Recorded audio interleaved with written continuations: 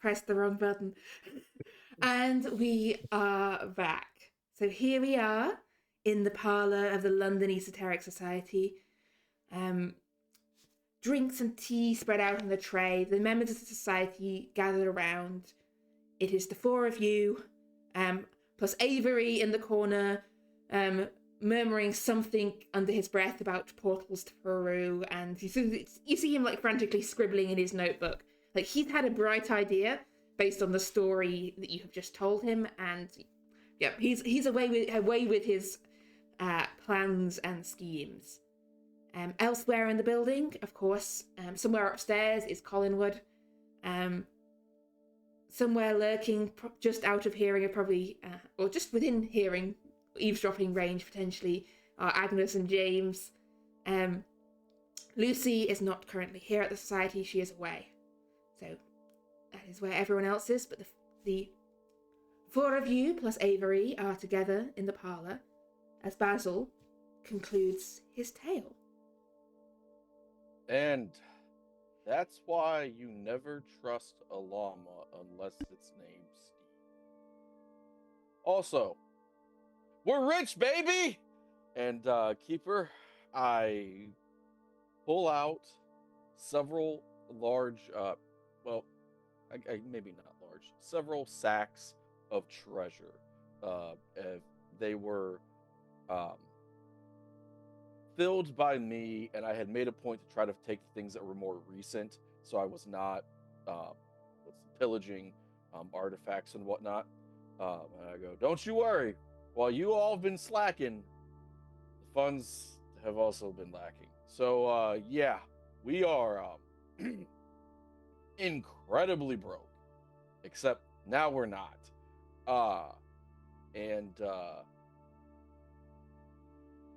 Oh God. And that's when I reach down and I start rubbing my knee and my lower back and I go, oh, don't get old, Nigel. Don't get old. We take a little break for a few days and we come back to this. Nigel, if I shot you here and now, they'd never find the body. Don't you forget it. You're probably right. Okay. No, there is no probably about it. I'm rich. And our police force is corrupt.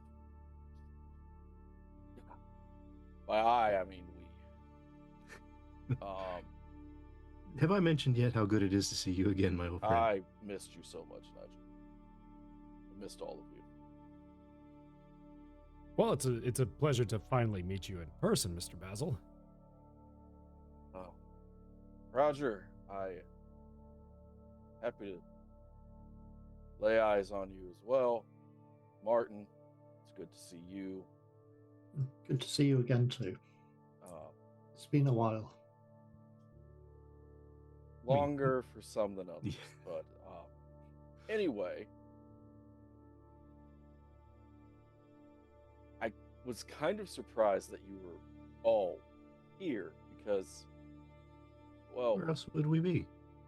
Well, after I made the rather impertinent decision to sass an eldritch being, and they showed me that you would be here, and you weren't here initially. I thought maybe I had doomed you all. It was well, we didn't get away exactly scot-free. I mean, being thrown forward through time, it has had some interesting effects on us. I think that was the breaking of that statue caused that, though. Yeah. And, the castle that I was staying in caught fire, and I had to abandon my dig site. Well, so if you spend time here, you will find that many things catch fire. Oh, that's wonderful. So you're going to have to get used to that. Interesting. You say you... Sorry, this is all within the past few months. I'm discovering all of this really exists. You say you sassed an eldritch being. Is this that he does Black Pharaoh Nyarlathotep you spoke about? Yes. So I have two theories in how to deal with the eldritch. You either run away and pray you never encounter it. Or you take it on fiercely. Such as holding a knife to its throat and offering a counter deal to what it's offering. That'd be quite the knife, but yes. And Roger will actually just pull out the knife that he was holding, since they were discussing it. Like this? Quite the knife. Thank you. So yes. So the Black Pharaoh was involved with what was happening in Peru? I believe the Black Pharaoh is involved in almost everything, directly and indirectly. I believe they have schemes within schemes within schemes. I also think that the London Esoteric Society has become a bit of a hobby. But they did say, don't interfere. So... In anything specific? Or just a Did general you not order? listen to the story I just told you? What In story? painstaking detail? I was nibbling on a scone. Sorry. Did I miss something?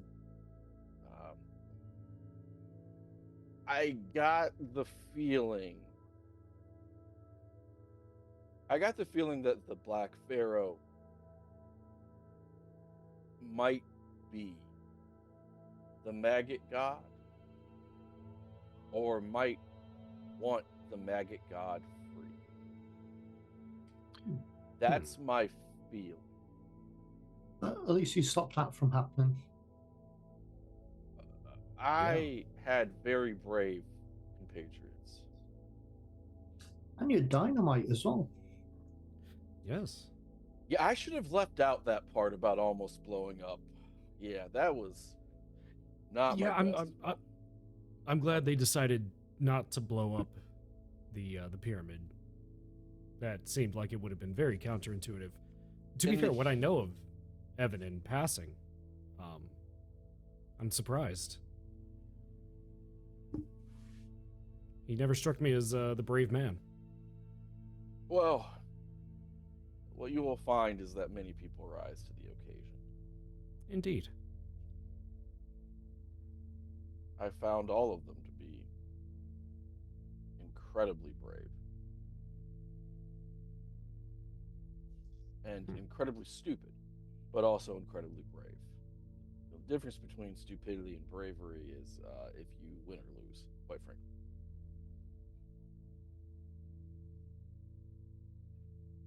Outcome determined. Yeah. So, look around. Now, Keeper, we established last session that on the outside, the building does not look dilapidated, but on the inside, it's kind of rough. Yeah, on the outside, it doesn't look dilapidated. It's not like it's falling into ruin.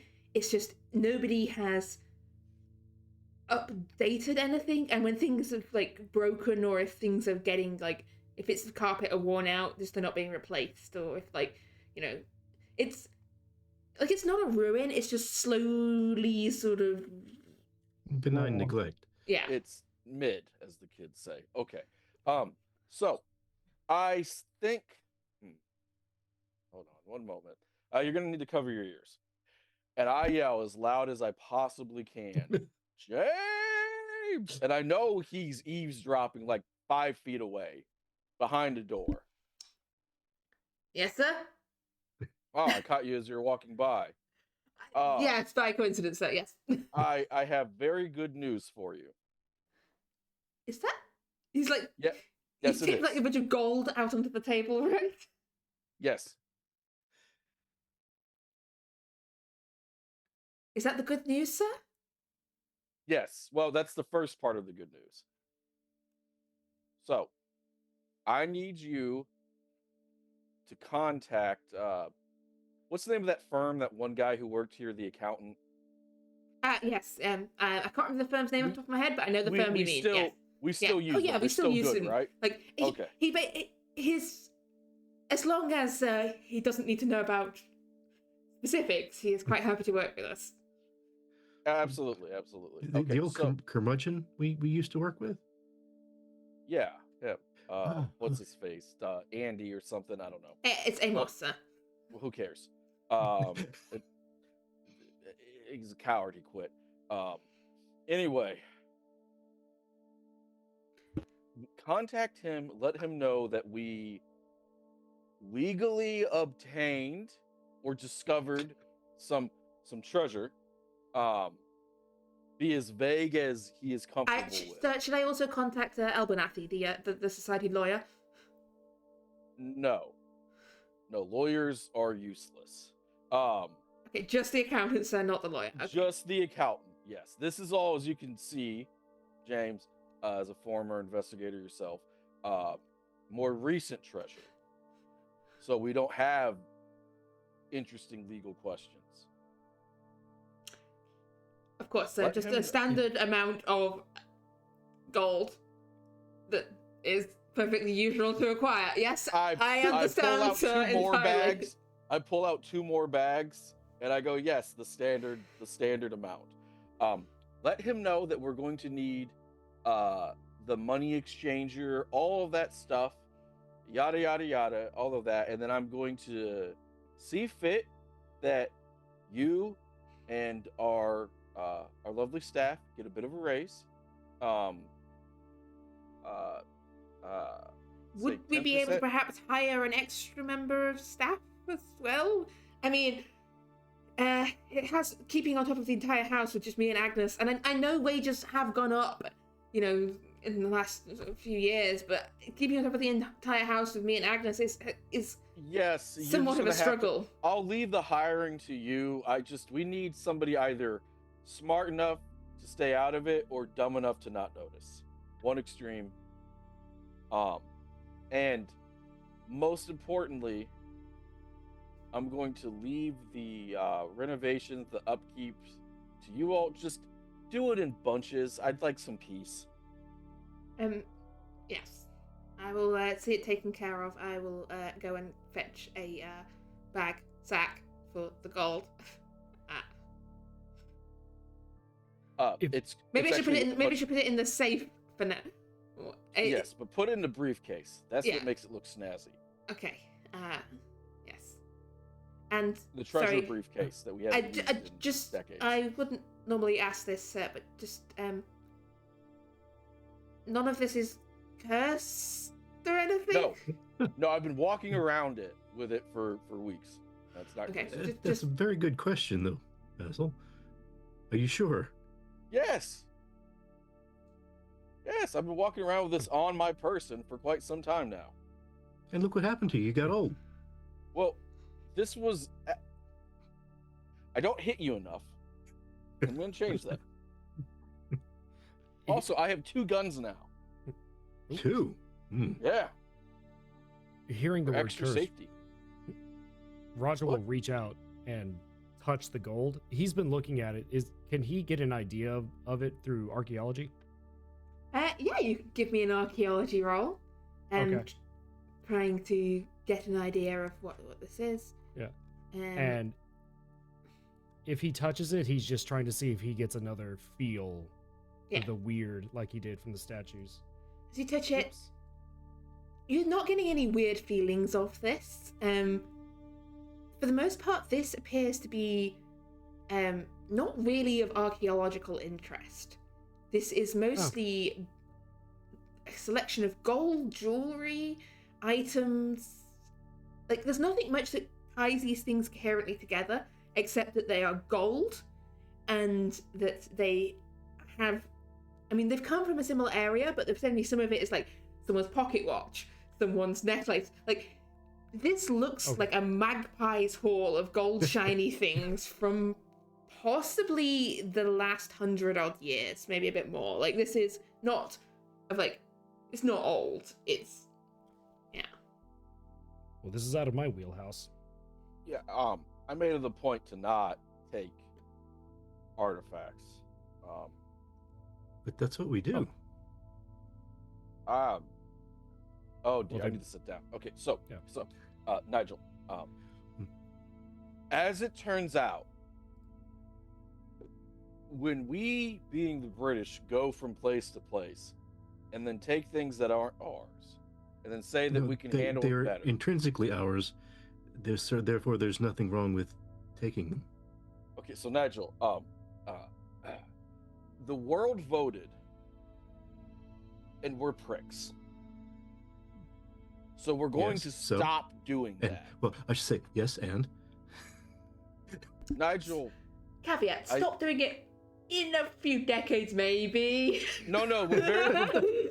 We're still very much. This is still wall. very much have an empire at this point. I understand. I am a progressive Basil. Okay. All right. If we could have Cthulhu, we can have bricks yes. with decency. I mean, this is all this futurist Basil, like Basil. Now he's calling himself Basil. That's and, right. Like, I'm having a midlife crisis. Oh God, the 20s. Everyone's gone crazy. That's right. Took away my my opium, and now I don't know what to do. We should take artifacts that are cursed or have eldritch ties, things that are dangerous. We don't need to take things that are valuable, put them in a museum, charge people for them, and so on and so forth. Unless we're really poor, in which case my morals can be compromised. Good to hear. Okay, at least we agree on that. Yes. Roger just cocks his head and stares at an American archaeologist. I think I sense disapproval, Roger. No, just curiosity. I'm just wondering if, what I do, locate and take objects, makes me an honorary Brit at this point. How do you spell color? It depends on my mood. Usually there's just an O, but I think sometimes a U finds its way in there. I'm not sure how. There is English, and then there are mistakes. That's right. That is fair. That's funny. That's actually what my mother said once. And then you were born. Yeah. As it turns out, you will do quite well here, Roger. Martin, you've been awfully quiet, and you look like you've been pondering. What have you been pondering? I'm always pondering, but the Penhew Foundation funded that trip to Peru. Yes, they the did. Archaeological thing, which is quite interesting because Roger here has dealings with the Penhew Foundation. I do. believe everyone does have those. How do I say this? They're either going to be great allies or enemies, I'm convinced. Well, there's at least one enemy out there. Who? Have you ever heard of a man by the name of Kinnery? Keeper, given my ties and understanding to the Penhew, is it a fair presumption that I do know him? Or at least I don't think that you would have known of him through your deals with the Penhews. However, the name is familiar to you from the long letter to my mind's gone blank with his name. The man that I killed. Yeah, the man that you killed. I know his name. Not Mendoza. Larkin. No, the other one. Larkin, Augustus Larkin. Larkin, yeah. It's gone clean out of my mind. Yeah. The long He's letter dead. to Augustus Larkin complaining about his inability to fill in expense forms and properly provide details of his expedition. That came from Kinnery. So Kinnery has wonderful writing abilities and is a stickler for details and forms. Yep. Which means he's probably evil. Oh, I can guarantee they were the financiers for my dig site up in Scotland, and I have had quite the displeasure of dealing with Mr. Thomas Kinnery. As have the rest of us. That's true. Yes, indeed. Certainly more recently as well. Yeah. But Is he a warlock? Do you think he has sorry? spells? Is he a magical being? He's a prick. I think he's annoying. Yeah. Yes, very much so. I don't know if he has magical spells other than the magical ability to annoy everyone he speaks to. Is he London-based, do you know? Oh, yeah. I'm pretty sure. Let's go talk with him. James!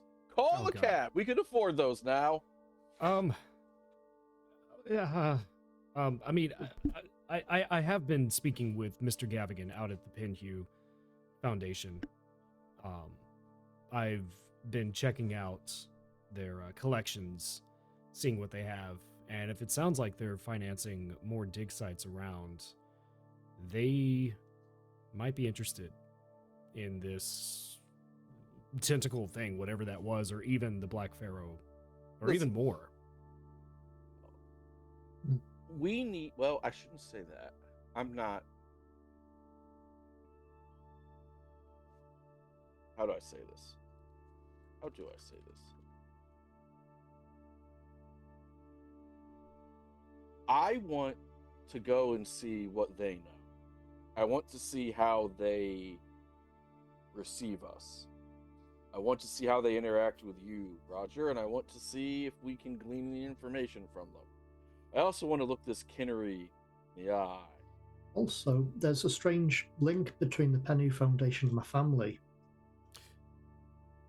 Yes, that's right. Which I've only found out a few little bits. I've not found the details, but apparently they wanted use of one of my family's manufacturing facilities to manufacture something, but also borrow a ship to transport something somewhere. I don't know the details, and I'm curious what they needed making, whether they've got their people doing it or ours, and what they're shipping and where to. I need to find out the details off my brother if he'll let me know. I imagine you might be able to find some of that information from that Ernest Whitfield fellow that I'm supposed to be investigating as well. Mm-hmm. It's true. And Mr. Gavigan did lend me. Remember that statue I asked about? The keeper, remind me. It was like a fish man. It was a statue? Crouched figure with Okay. Sort of. I don't know if I have a picture of this somewhere, but Yeah, it's been so long. I know we went to Peru, and what? Let me find. I'm sure that the great world of the internet will furnish me with a vague concept of what this statue will look like. Oh, here it is. Black figure, fish person, Cthulhu thing. Material I'd say never seen before. Wet, less like sheen. fish person and more sort of crouched, like tentacled figure. There's definitely something of the aquatic and deep sea about it, but less fish and more almost like grotesque squid-like creature, but made of this sort of greasy-looking black stone. Yeah. It was like it was wet, like it had a sheen. Yeah, Gavigan, I guess you could say, lent me a statue to study.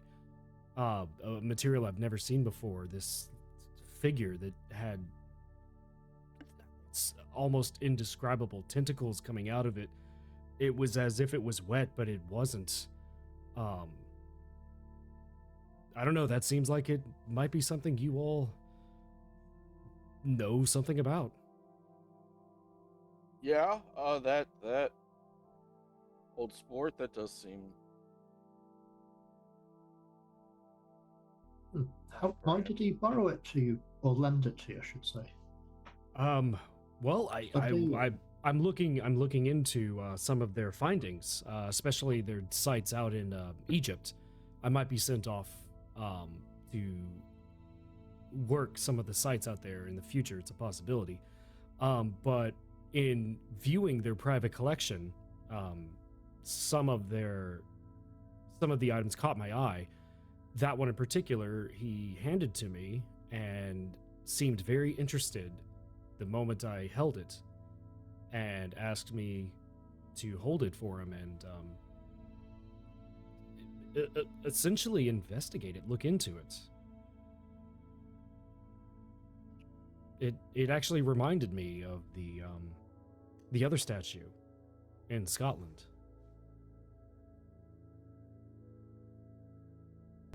Yeah.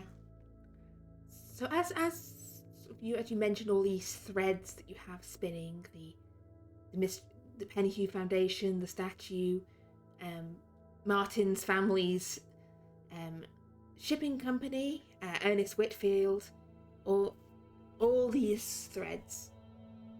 Which of them are you interested in pursuing? If you remember from, I think the only thing you know that is in any way, well, the only thing you're aware of that is time sensitive is the ship, the Ivory Wind, which is a ship but belongs to the White Shipping Company that has been held until the end of the week so that the Penhew Foundation can do something with it before it sets sail.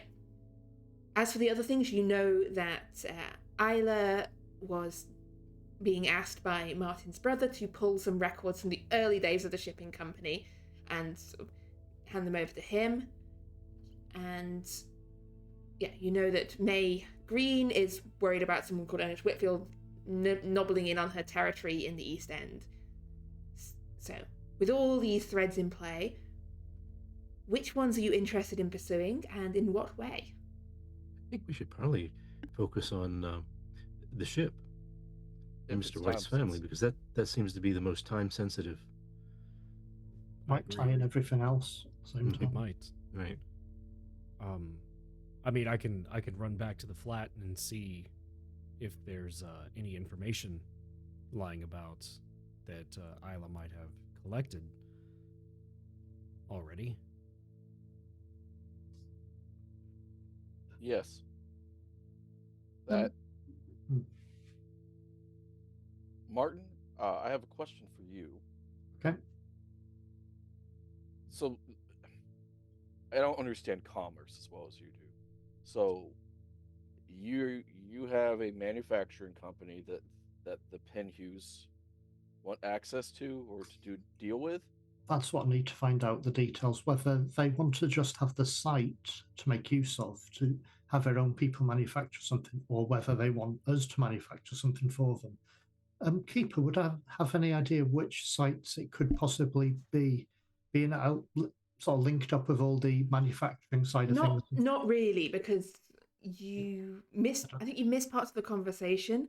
Yeah. So I think unless I said something in that conversation, that you don't. You know, basically your family owns so many things and has shares in so many things that it could be any of 50 different factories around the country that you've got some degree of shares in. Like your family has diversified its portfolio. Like, yeah, we have, there's a sewing machine company over in Birmingham we've got money in. There's some guys in Norwich that make shoes and we've put money in that. And we've got shares in a company that makes a specific type of bobbin that's used in the textile manufacturing. Like, it's voltmeters. Voltmeters. It's sort of like nested levels of, we own shares in that company that makes this and they own this, and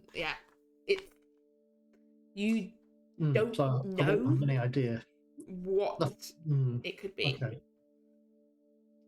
That's true. What was your question again? Sorry. With the tie-in of the ship and the tie-in to the manufacturer, do you think it's possible to set up, because I'll be honest with you, I'm a very suspicious man, and I don't really have a whole lot of faith in humanity when humanity isn't tied into the things that we do, right? So I'm inherently suspicious of the Penhews, and now I'm suspicious of this Kinnery and all of that. As you should be. Could we okey doke them, so to speak? Could we make them think that we're allies and then undercut them? Going on how Kinnery has spoken about the society, I don't know how easy that would be. Does he hate the society? Pretty much. What has he said? You paraphrase. Oh god. Keeper, I'm trying to remember the last I remember he was saying, I can't remember exactly what he says, but your general impression is that Kinnery hates you. Yeah. Oh, it's more just me, not the society. Okay. But also that he thinks that you and the society are for some reason involved in what went down at the theatre. Like, Yes. he is pretty much certain that you're involved in, like, a riot at the theater and some smoke bombs. He just Yes. doesn't understand why. Yes. Okay, that was it. Yeah. Well, Mr. Basil, during your time away, we happened upon a show at the theater. Mr. Kinnery was our guest, and, well, to sum it up, there was a riot, there were smoke bombs, it was chaos. Okay, So what really happened? Because smoke bombs, whenever somebody says smoke bombs, I just immediately think eldritch fire and flames, let's kill something. Oh no, And I made the bombs. Wait, there's actually smoke bombs this time? Oh There yeah. were. Well, I'll Yes. be damned. Yes. First time for everything. And Nigel pretty much caused a riot to start. Oh yeah, Nigel, did you start singing again? Because we've spoken about that. we did, and I avoided that particular. It would have been the riot would have gotten completely out of control. Yeah, we However, needed there- to empty it quickly. Yes. Yes. But What? oh, go ahead, Mr. Nigel. Or Nigel, sorry. Yeah, don't call me Mr. Nigel. That's It's associating the force me of- with Basil. It's a Um, force of habit. I cock my gun. What was that, Nigel? As I've aged, my hearing started to go. You're becoming quite the American there, Mr. Basil. There's only two. Never, I'm not making that joke. Yes. But, Yes. Well, there was the matter of this cloak, this piece of clothing that one of the staff, the actors in the play was wearing. That King in caused yellow quite and a, stuff. Carcosa, yes. yeah, they caused quite a commotion. Yeah. The- To be Good. I was because to be fair, there was good reason to stop the play. One, it was terrible. It was an absolutely god awful play. But at the same time, they were trying to summon a town, I believe. It's hard to explain, but essentially bring about the end of the world, destruction, all that, through this play. And of course, we decided to stop it. Well, Mr. Kinnery, is under the impression that we were the cause of all of this, all this shenaniganery, and believes that myself and by extension the society are up to no good and a threat to the Penhughes mission. I mean, I will admit that yes, I did hire several of Madame Green's men for a little bit of a distraction, which I'm sure didn't go exactly to Kinnery's enjoyment. I don't know if Kinnery does enjoy anything except finances. Well, he sounds like he's a very afternoonified person. I don't like those types of people. So feel free to speak with him, but be aware. Well, I believe in a show of force. So, the most forceful man I know is Martin White.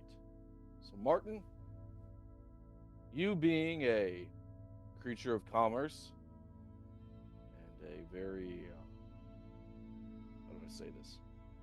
It's going to sound like an insult, but it's not. A bit of a bludgeoner. I think you should take the lead. In which manner? Whichever way you see fit, because a lot of this seems to have ties to business. Yes. I and Nigel can still be your security force and advisors. And Roger can be a consultant. Speaking of which, Roger, are you poor? I mean, I'm a That's professor. a yes. Roger? Yes, you're incredibly poor. Roger, would you like to be hired as a consultant? Sure. James, the contract? The contract? What contract? The consultant contract. Oh, he's already a member of the society, isn't he? Yes. Yes, but we need to pay him legally. I mean, you don't get Talk to Amos paid. about I it, mean, God. look, it's Just more talk you like the legal to situation. Amos.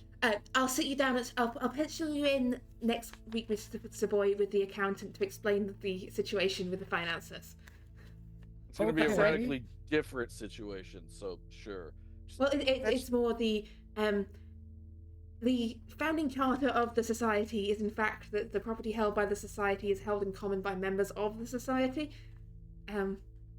which is a legally distinct difference from employees of the society like myself and Agnes, who are not in fact members of the society, but we do get paid by the society. Yeah, yes. I wanted him to be able to do. Never mind. I am employed by the Pinhues. If Well, that we do matters. like you a little bit less, but so here's the thing. I don't care. You're a good man. They trust you. You traveled through a portal or something stupid with them. You didn't age or whatever. Oh no, I didn't travel through a portal. They arrived sorry. on my dick I'm site. thinking of somebody else who looks just like you. Point being, it'll be fine. It's fine. It's fine. I just wanted you to be able to draw a bit of a salary from here. That can be. case you need I'm sure we'll arrange a meeting with the accountant. I'm sure that can be arranged. Sure. Did you want a cab? You called for a cab earlier. We now Yes. have a cab. The cab driver is asking if he should wait, or if Yes, he someone's should coming. wait. He will wait, and he will Okay. like it. I will Mark- tell him to wait. would it be best if I am not seen with you all at the Pinhues, or? Well, I think what I need to do first is speak to my brother, see if I can find anything about the Ivory Wind, and see how much he's willing to tell me, because I have been looking into the import-export side of my family's business. So one of our ships being completely idle for any length of time would get my attention. So I can find out what he's willing to tell me. And Keeper, what time is it? For us? I Or would time of say. day. Well, we've had the story. Yeah, we've had the story. That took some time. So mid-afternoon Okay. in late September. Yeah. I could probably run back to the flat. Isla may not be there, but she may have left some of the files about. I can check. Okay. So it sounds like Martin's going to talk to his brother. Roger wants to go. Given the time, by the time you get to the flat, it won't be long before Isla's finished with work. So, That's my goal. Yeah. Yep. So Martin, talk to Robert. What about Basil and Nigel? Do you have leads you wish to follow up immediately? Well, I think that Nigel and Basil should have a good sit-down talk about what's happened in the intervening 14 years. Okay. Yes. So, is there anything in that you think is important that needs to be discussed on screen, or do you want that to be a behind-the-scenes catch-up? It's up to you two. Nigel, what do you think? It depends on how violent you intend to be. My guns Well, are we have- holstered. We'll check in on you two in a moment. Yeah, that's right. That's fine. Yes, that's We'll fine. check in and see how it's going. So we'll start off with Martin as you head to go speak to your twin brother Robert, your 14 years older twin brother Robert, Just a few doors down. who at this time, well, he possibly might be in his office or I don't know. You know your brother better than I do. Would he be at home at this hour in the early afternoon, or in sort of in his office at the sort of more business-minded side of things? I think he'd probably be mid-afternoon or early afternoon, sorry, more likely to be out at the house at a business office. Yeah. So you, in fact, as you arrive at his offices at sort of white shipping, and then there's sort of a list of all sorts of other businesses underneath, like In the small print. and loads of it. small print, like you probably are arriving as Isla is leaving. You see, she gives you a little sort of polite nod in passing. Afternoon, Good day. Mr. White. And heads. Hope today went well for you. But Yes, sir. And she heads on her way. Yep. Yeah, I think Isla probably doesn't really know quite how to talk to Martin, because on the one hand, she knows he's acquainted with Roger, and she met him through the complete and utter chaos that happened in Scotland. Yeah. But on the other hand, he's the brother of her boss. Like, how much is he tied in with that? I don't know. Yeah. She knows him primarily as one of those people who turned up and ruined her life. True, but he did recommend her for this job, and he did put her forward to get her a job within the company. That is true. But yeah, you head up to your brother's office, and he is sort of sat there at his desk behind like a stacks of paperwork. I mean, you know your brother well enough to know he looks a bit frazzled. Like he's sort of running, he runs his hand through his hair. Like this is not Robert after a good day at work. This is Robert after a challenging day at work.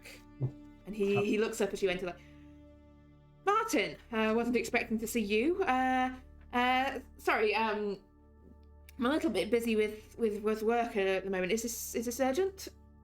Is there anything I could help you with? I've been looking a bit more into the import-export side of things. No. Your reports from Bristol and everything were very, very helpful, very, very useful. And thank you for looking into all of that for me. There's some good business opportunities there. I think we need to follow up on. True. I think there's some. Could divest some interests and sort of reinvest. I think, I do think you're right. The automobiles do look like they're a good, solid future planning investment. I think they're going to take off. Catching on. I was going to ask you about one of our ships that seemed to be not that active for some reason. It's been, not doing anything, because in the import-export side of things, we have a lot of ships going constantly. We keep them. If they're stuck in a harbour somewhere, they're losing us money. Yes. You know how ships work. Yes. Exactly. Just wondering why the Ivory Wind has been stuck here for some time now. It doesn't seem to be a problem with the ship. I'm going to give you a bonus die because you've got the background. This is your brother and everything. But I'm going to ask for some sort of fast talk roll. This is mainly to sort of like. Do you want fast talk or persuade? To convince him that there's nothing sort of suspicious about your questioning here. Essentially, like it's less. I'd say it's more of a fast talk than persuade. It could be a standard persuade, or it could be a standard fast talk or a hard persuade. That's okay. I've got both at the same level, so it's handy. Okay. So that's fast talk with a bonus? Yeah. Just as well. How much would I need? Is that 21 luck? It would be 21 luck to make this a success. You can tell, as you mentioned the Ivory Wind, you see him look at you. Okay, luck spent.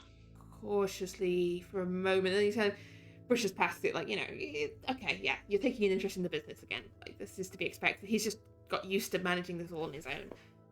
He goes, there's a little bit of a hold up, some difficulty with some of the cargo wasn't quite ready in time, and then we had to wait for the cargo to get there, and then there was a problem with fuel got redirected to another ship, and you know how some of the workers down at Limehouse are.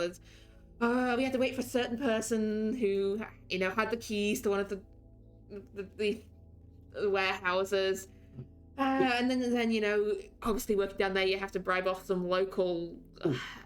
So which cargo was on? I might be able to try and speed things It's up. all sorted now. It's setting sail tomorrow morning. It's all handled now. There's nothing. Oh, so there's nothing to worry about. Yeah, nothing to worry about. It's setting sail in the morning. We've got everything on board. We've got all the crew, all the everything's sorted. Everything's going to be going. Yes, That's no problem.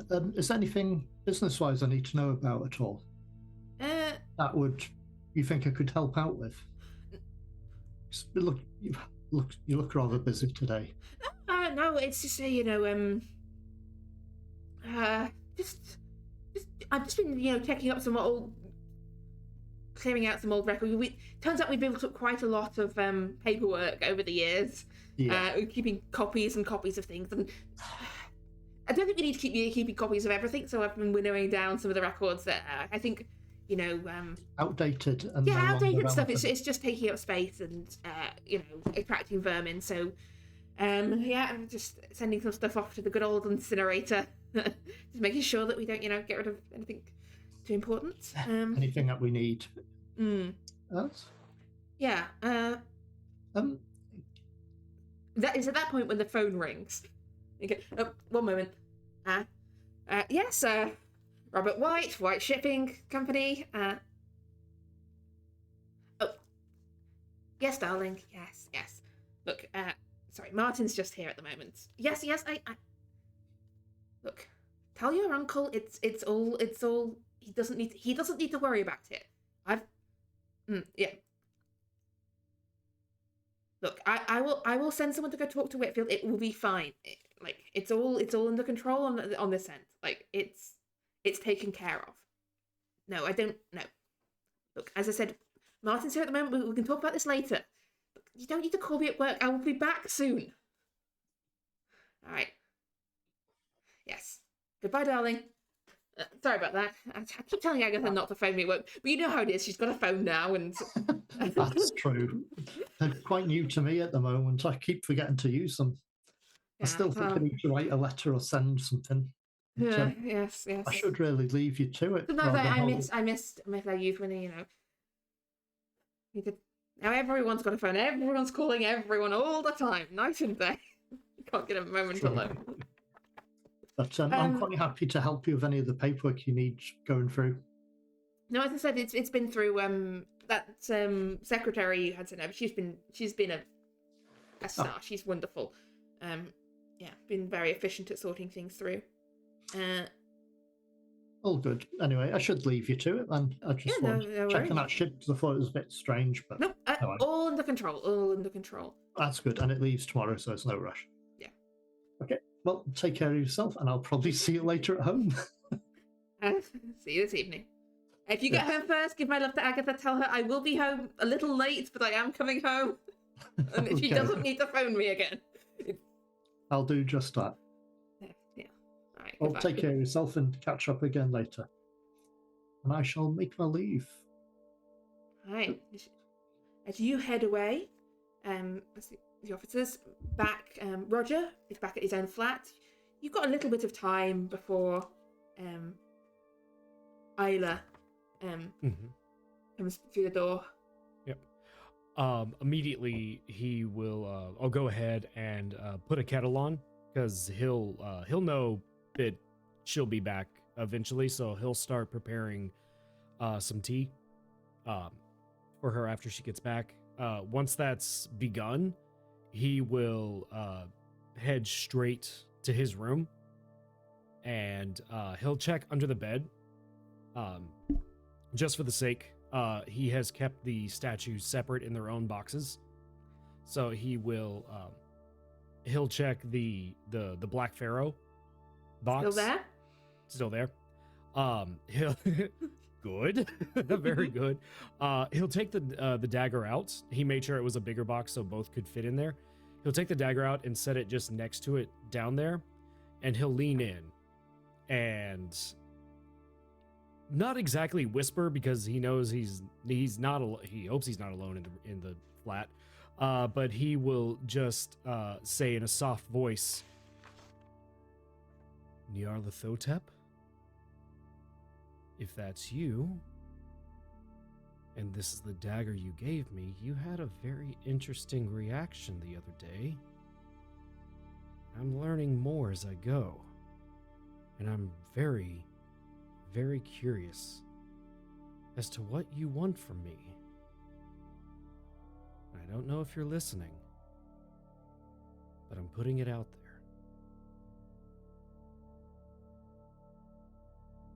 The dagger sits there, cold piece of metal in your hand. And no response comes. He'll trace his finger over the blade, thinking about the one of the spells he learned from the book, the enchant knife spell. He's just thinking it over and running his finger over the blade. Okay. I'm going to ask you to give me a Cthulhu Mythos roll as you do this. Okay. Sorry, I had to find it. Okay. that makes sense. No, you run your finger over the blade, you think about this, but the knife remains a knife, an inert piece of metal. Despite all you know of its strange origins and how it ended up here, under your bed, with your collection of cursed artifacts. And given that didn't take much time, he'll close that box and just take a peek at the other, the weird tentacle person statue that I need to come up with a name for. Just to make sure it's there. It's still there. Okay. Yeah. Having breathed the sigh of relief that everything seems copacetic under his bed with the strange eldritch statues, he'll go back to the main room and just see if there's any paperwork, anything Isla might have left out, because he knows she's been working on getting stuff. I don't think she's left anything out. She's quite a tidy person. As she comes, you hear actually the door open at this point. Yep. Oh. Well, Dee's almost ready. What timing? Right. Perfect timing. And Right. he'll walk up and embrace her. How was the day? Good. The Martin's definitely on our side, right? I mean, your side. Like, he's not working with his brother or, like, spying for him or anything. As far as I'm aware, he's on our side, yes. No, he was just there as I was leaving the office, and I was like, you know when you're doing something, and you're, like, absolutely terrified, and then someone pops up and says hello, and you're like, oh god, do you know what I'm doing? Because she, like, dumps her bag on the desk. I stole some papers, and... Like, I think that, I mean, if they find out, I'm definitely going to lose my job, and I think that's, the best possible option. I mean, yes, but hey, they're not going to find out. We're pretty good at what we do, right? Yeah. I mean, look, I've not been through it all in great detail. These were heading for the incinerator. They wanted to get rid of them. Like... Really? Okay. It looks like, Mr. Boss White, not your Mr. White, his brother, yes. Boss White, I like that. Boss White is definitely trying to cover something up. You start sort of pulling out paperwork. You see here, these are back from the early days when they first acquired the shipping division. So this is back when Robert married Agatha. So Agatha's family are the Marshes. They already had an interest in shipping. Not really shipping. They got like a boat or like 2 boats. Like, they weren't very good. Like, they had a really small, like, shipping company that was barely more than, like, a family business. Then Agatha marries Robert, and Robert gets interested in shipping. He starts, buying boats and getting really into import-export, building up that side of the company. The Whites already had slight interest in that area, but this is when they go big into, like, we're going to be a shipping company. This is the future. Like, trade with the Empire, all corners of the world, everything. Really? Okay. So I was surprised when Robert asked me to start pulling records from this. Like, none of this is relevant to, like, what's going on at the moment. This is not, like, day-to-day business stuff. This is old records. So I'm thinking there must be something in here. And as I'm trying to, like, sneak as many of these into my bag before, he's I'm playing a very scary guy. What's his name? I forgot his name. Go over to, like, the East End and go, like, I don't know exactly what they do, but it seems like they've definitely got some ties to some dodgy people who are involved. You said Robert was going over to the East End to meet a scary guy? No, he has a guy he sends over there. Okay. Yeah, big guy, sort of a fixer for the family who goes over that way, and like Mr. Bolton, that's what his name is. Okay. Yeah, he goes over to Limehouse, deals with like the people over there. Really unnerving. Whenever he's around, I'm like always watching. Anyway, sorry, I'm getting sidetracked. This is really about him. Definitely they're up to some criminal stuff over there. I don't really understand London well enough yet, but it just seems I'm sure suspicious. We'll figure it out. But a bunch of these records, I think there's gaps and there's bits that have already been taken out. The records are excluded, but it looks like back during the early days of like the shipping company, quite a lot of people died on some of the early shipping. There's a consistent pattern, like sailors just going. I mean, sailors go missing. You know how they say worst things happen at sea. This all happened at sea, so this is, I guess, worse things. Exactly. Yeah. Yeah. But like a lot of people died. A lot of like sailors went missing. Like Often, out on the sea. Okay. some on the sea, but I think there's some back in London as well. I need to take a bit more time digging through it. Yeah. But it looks like they're trying to cover this up in a hurry. Like something has made them want to like salt the earth and cover up any trace of whatever happened like back like 12 odd years ago. Yeah. And you say this is recent. This is recent. right? Like this is the last week when like he was at home and he came to the office that was that day we spoke. You know, he came to the office in a real like panic, like, God, I need you to get all these records. I need you to like start digging into everything. I need you to like find me this, and this. Like something has them rattled, and they're trying to hide it. I remember Martin talking about the Ivory Wind being requested by the Pinhues recently, probably around that time. Do you think? All I know about the Ivory Wind is it's not a very big merchant vessel. Its captain is some Norwegian guy called Lars Torvik. Lars Torvik. Okay. Is it like fast? It's reasonably fast, but it's like not one of their major ships. It seems to be carrying a bunch of miscellaneous, all sorts of stuff. But it's going for. It's got a few stop ports of call, but it's bound for China eventually. So it's going a long way. What would they be sending to China? They sell stuff everywhere. I don't know. Yeah. Whatever they buy in China. Fair. Yeah. I mean, I know they were focused in Scotland and England. Apparently, they had something in Peru. So yeah, they're worldwide. But look, yeah. So all I know about, I wasn't able to find out much about the Ivory Wind in particular. Only that it got held back. There's one other thing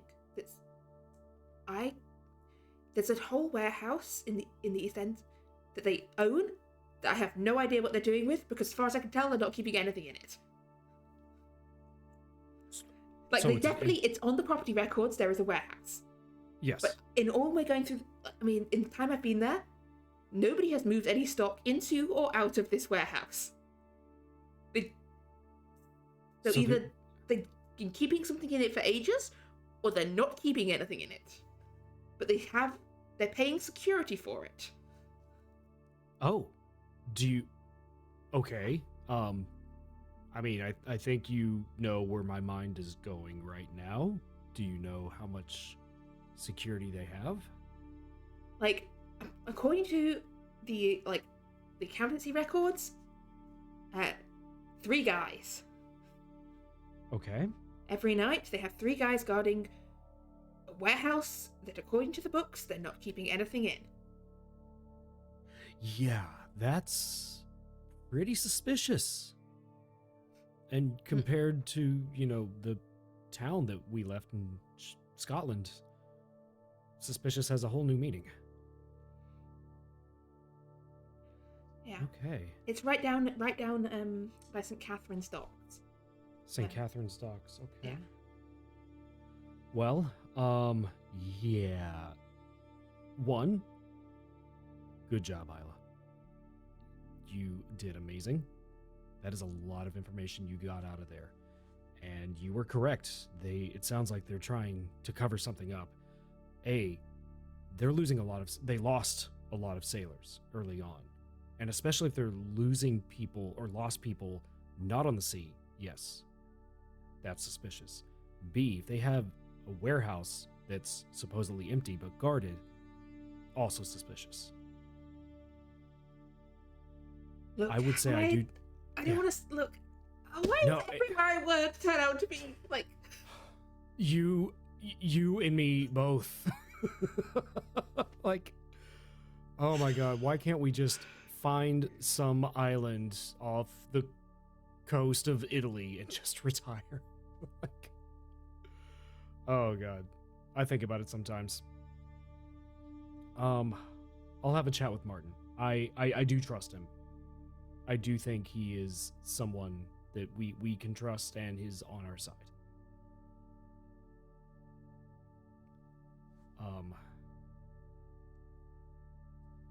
Yeah. Right. Uh, Anyway, do you- yeah. yeah.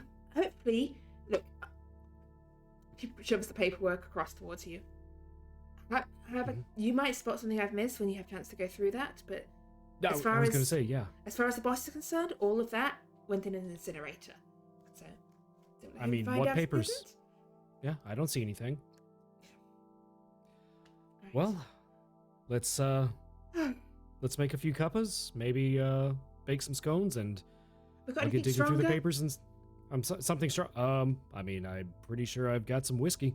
That sounds excellent. I got you. All right, yeah, we'll do that, and I'll pour through these papers, see what I can find. Okay. As you start going through these papers, we're just going to dip back to the society and Basil and Nigel, and I think as we sort of switch back to Basil and Nigel, what's the mood like and what's going on between the two of you? Where are we at? I'm staring at him narrowly. and I'm narrowly with my eyes. trying to keep him awake as I try to get information out of him as to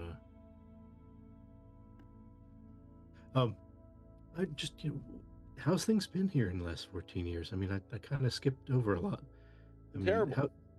Absolutely like, fucking awful. I mean, our practice, which has been, sort of a sole proprietorship now for 14 years.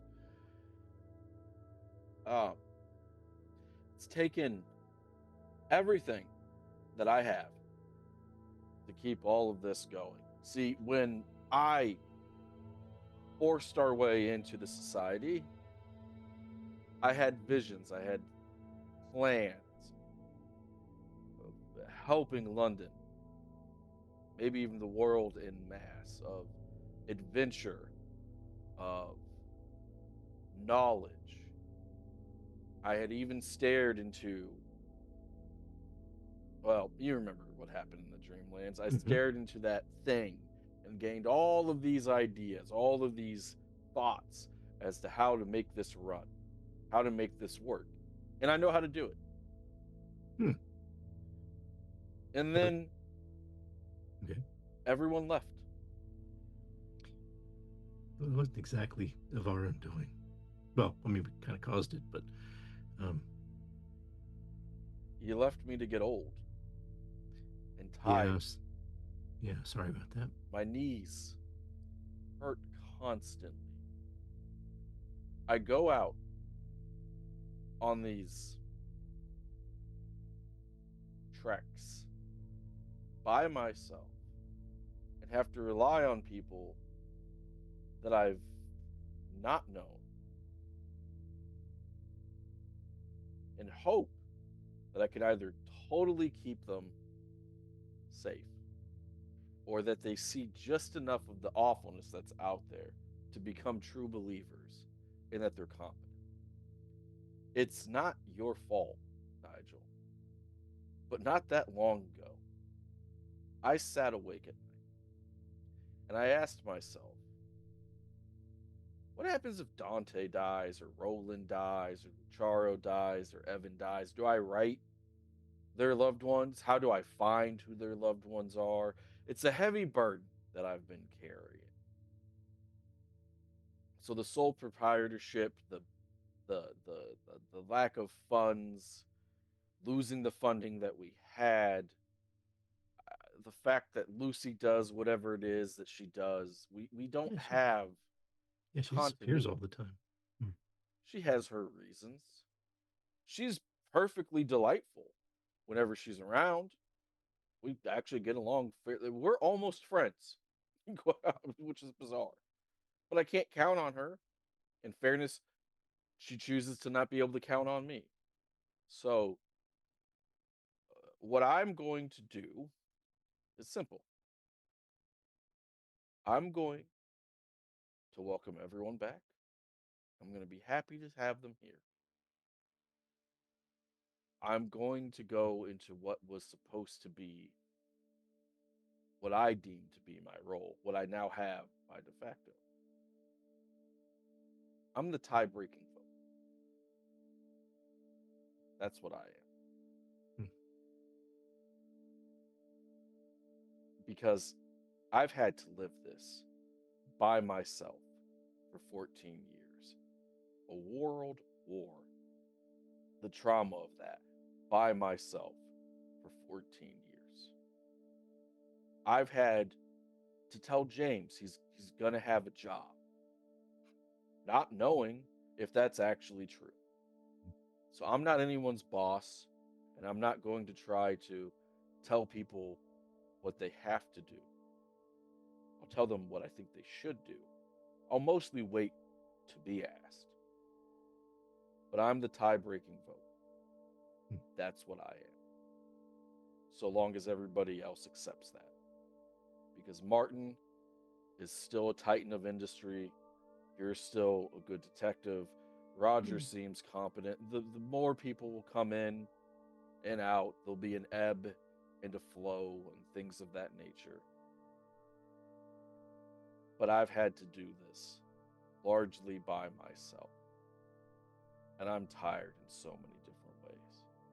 Ideally, I would stick around long enough that I can tell that you're all capable of this, of doing this by yourself, and I'll move off into the shadows and manage things from afar.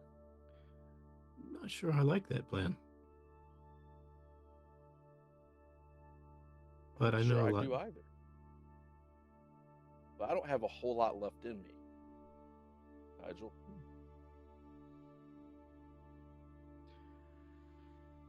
Well, I think we probably make a deal somewhere with our contacts that could help you with that. I just want to be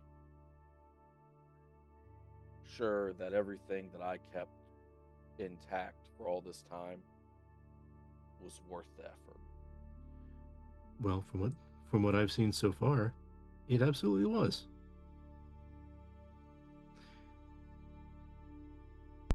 How are you? I'm doing as well as can be expected, having made an enormous leap, having missed a tremendous amount of cultural change, but it's good to be here, back again. Once you throw on some new clothes, Do I look that dated? I mean, 14. I guess 14 years is quite a bit of time. yes, and you also, your clothes are in tatters, Yeah, well, and you need better shoes. God, you need better shoes. You've always needed better shoes. And Like me. as Basil returns to his usual ground of berating Nigel for a variety of both real and perhaps completely imaginary faults, that is going to be where we go to break.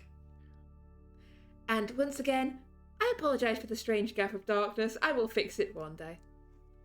See you in 10 minutes' time. And we are back.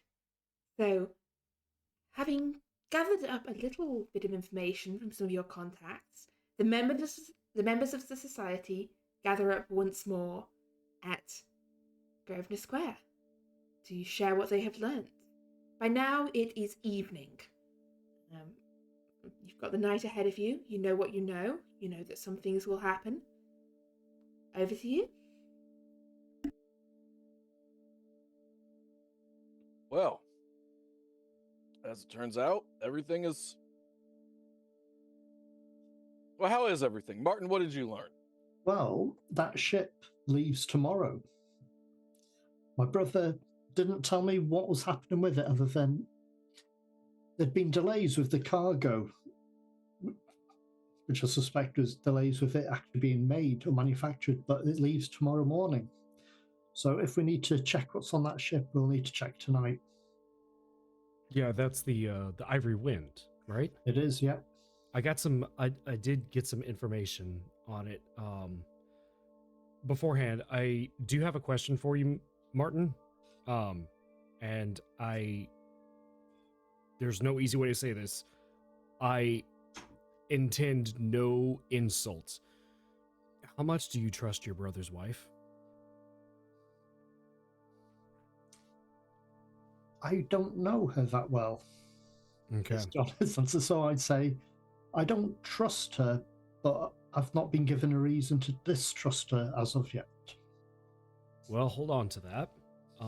Isla came across a lot of information. Apparently, your brother is wanting a lot of the paperwork and history from the early days of the company, essentially burned and erased. And she has been working to salvage that. He was trying to, when I visited him, he did have a lot of paperwork on his desk. He said everything was under control, nothing for me to worry about, and he's just doing a clear out of some of the historical papers that were no longer relevant. I thought it was a bit strange. I thought he was lying, but I didn't look into it too much. Yeah. Because I thought it'd be better to find out what was going on with his ship, but I do want to find out what the Penny Foundation has against my family, what bit of information they found out of what they were holding against him, to convince him to do this favor for them. Yes. Well, the timely matter, the ship, the Ivory Wind, I did discover it's captained by a Norwegian by the name of Lars Torvak, and given a few stops, it's bound for China. Not a large ship, but apparently a fairly fast one. It's a bit strange. Yeah. Just have such a small ship travel such a long distance. The cargo would have to be quite valuable to make that worth the journey. It would. And from what I've seen, even from the private collection, most of it seems Egyptian or that surrounding area, nothing that far east. I don't believe I don't think of any ties I know of with China. So it must be through the Penny Foundation. It's possible. I mean, I can try and do some more research into the collections there. More of the information Isla was able to gather, and obviously she is worried about, not redacting this information. But there was information about the early days of the company and the early ships, and especially sailors that went missing both on sea and on land, more than usual. But even more so, and Nigel and Basil, this might be of interest to you as well. While they have, I believe, Martin, you might know this, a gentleman, a rather large gentleman who heads out to the East End to take care of things, to fix things, Mr. Bolton, I believe? Yeah, he deals with anyone causing issues with our manufacturing. Okay. There's apparently a warehouse also in the East End that is supposedly empty, but has 3 hired guards every night stationed, protecting it. Every night? That's But to my what understanding. about Yes. in the daytime? All the information I could get is that there are 3 guards there at night. So yes, it might be quite unguarded possibly. during the daytime. Or maybe Quite just possibly. one guard. Yes, but there's no information on anything going in or out. So either it has been there a while, or something But- else. Are there any other company staff on premises during the day? They wouldn't need additional, or that they only need guards at nighttime. Do you know which warehouse it was or where it is? It was located in St. Catherine's in the East End. Keeper, would I know anything about that warehouse? You know that your family owns a lot of warehouses in the East End, and also rents a lot of other ones. Yeah. This I wouldn't know one is. anything about This the Robert same. has never mentioned this one to you. It's Ever. nothing that Okay, and it wouldn't be tied in with anything I've been looking into. Like, you know that most of your warehouses are more over towards like Ratcliffe, Poplar sort of area.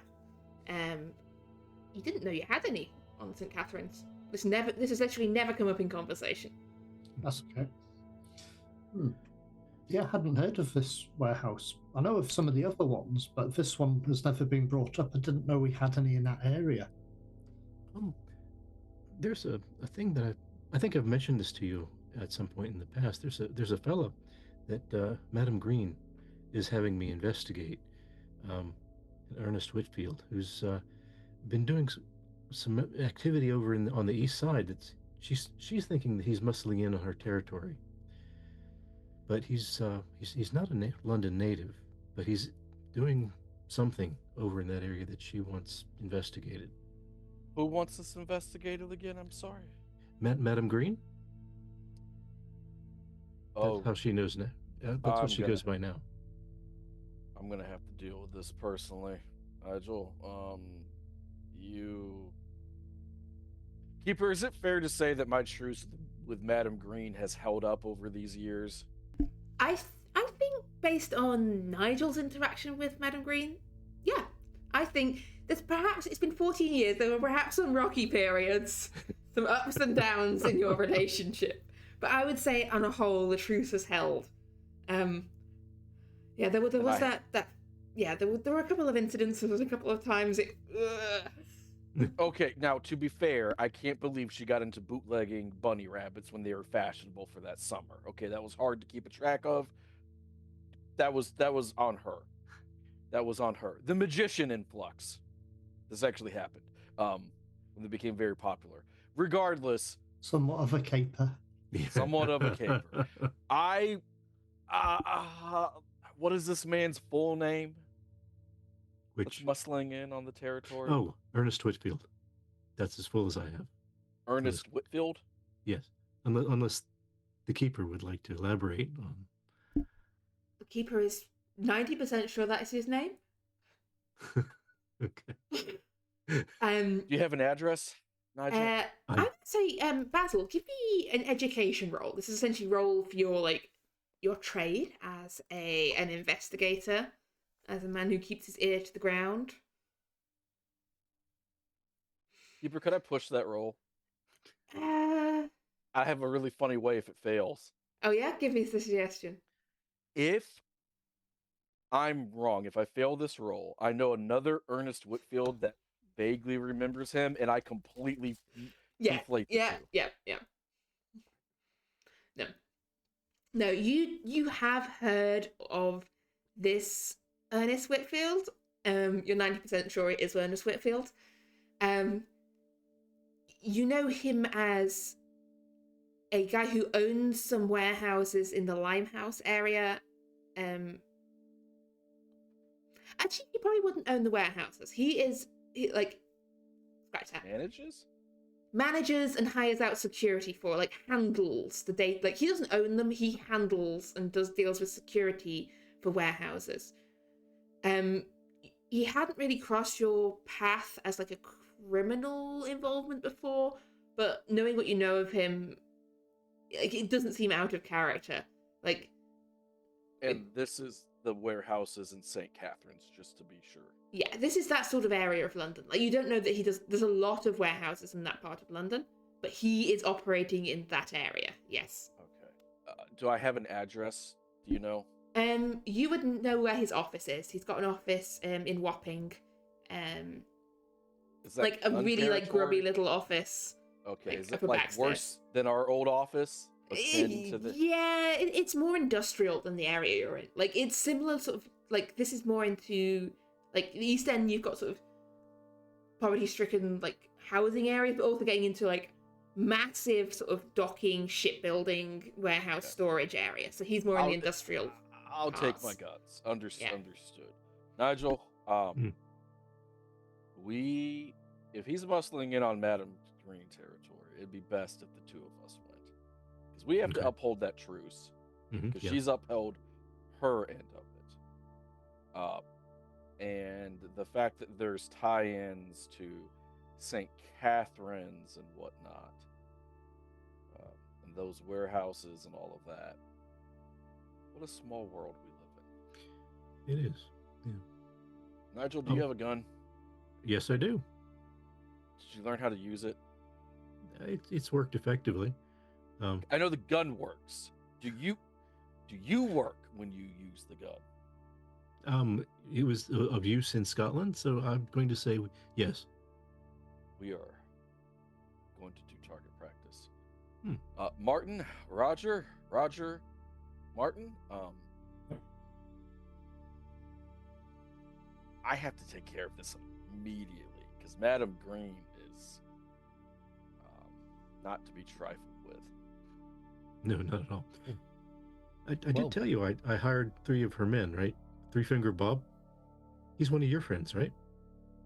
You hired the second dumbest man in all of London. Well, to be honest, the task required did not really require a great deal of intelligence. How'd he do? He did excellently. He caused the commotion in the crowd at the theater, along with 2 of the other men, and it was a success. I got my money's worth, or at least hopefully the favor that I owed Madam Green for.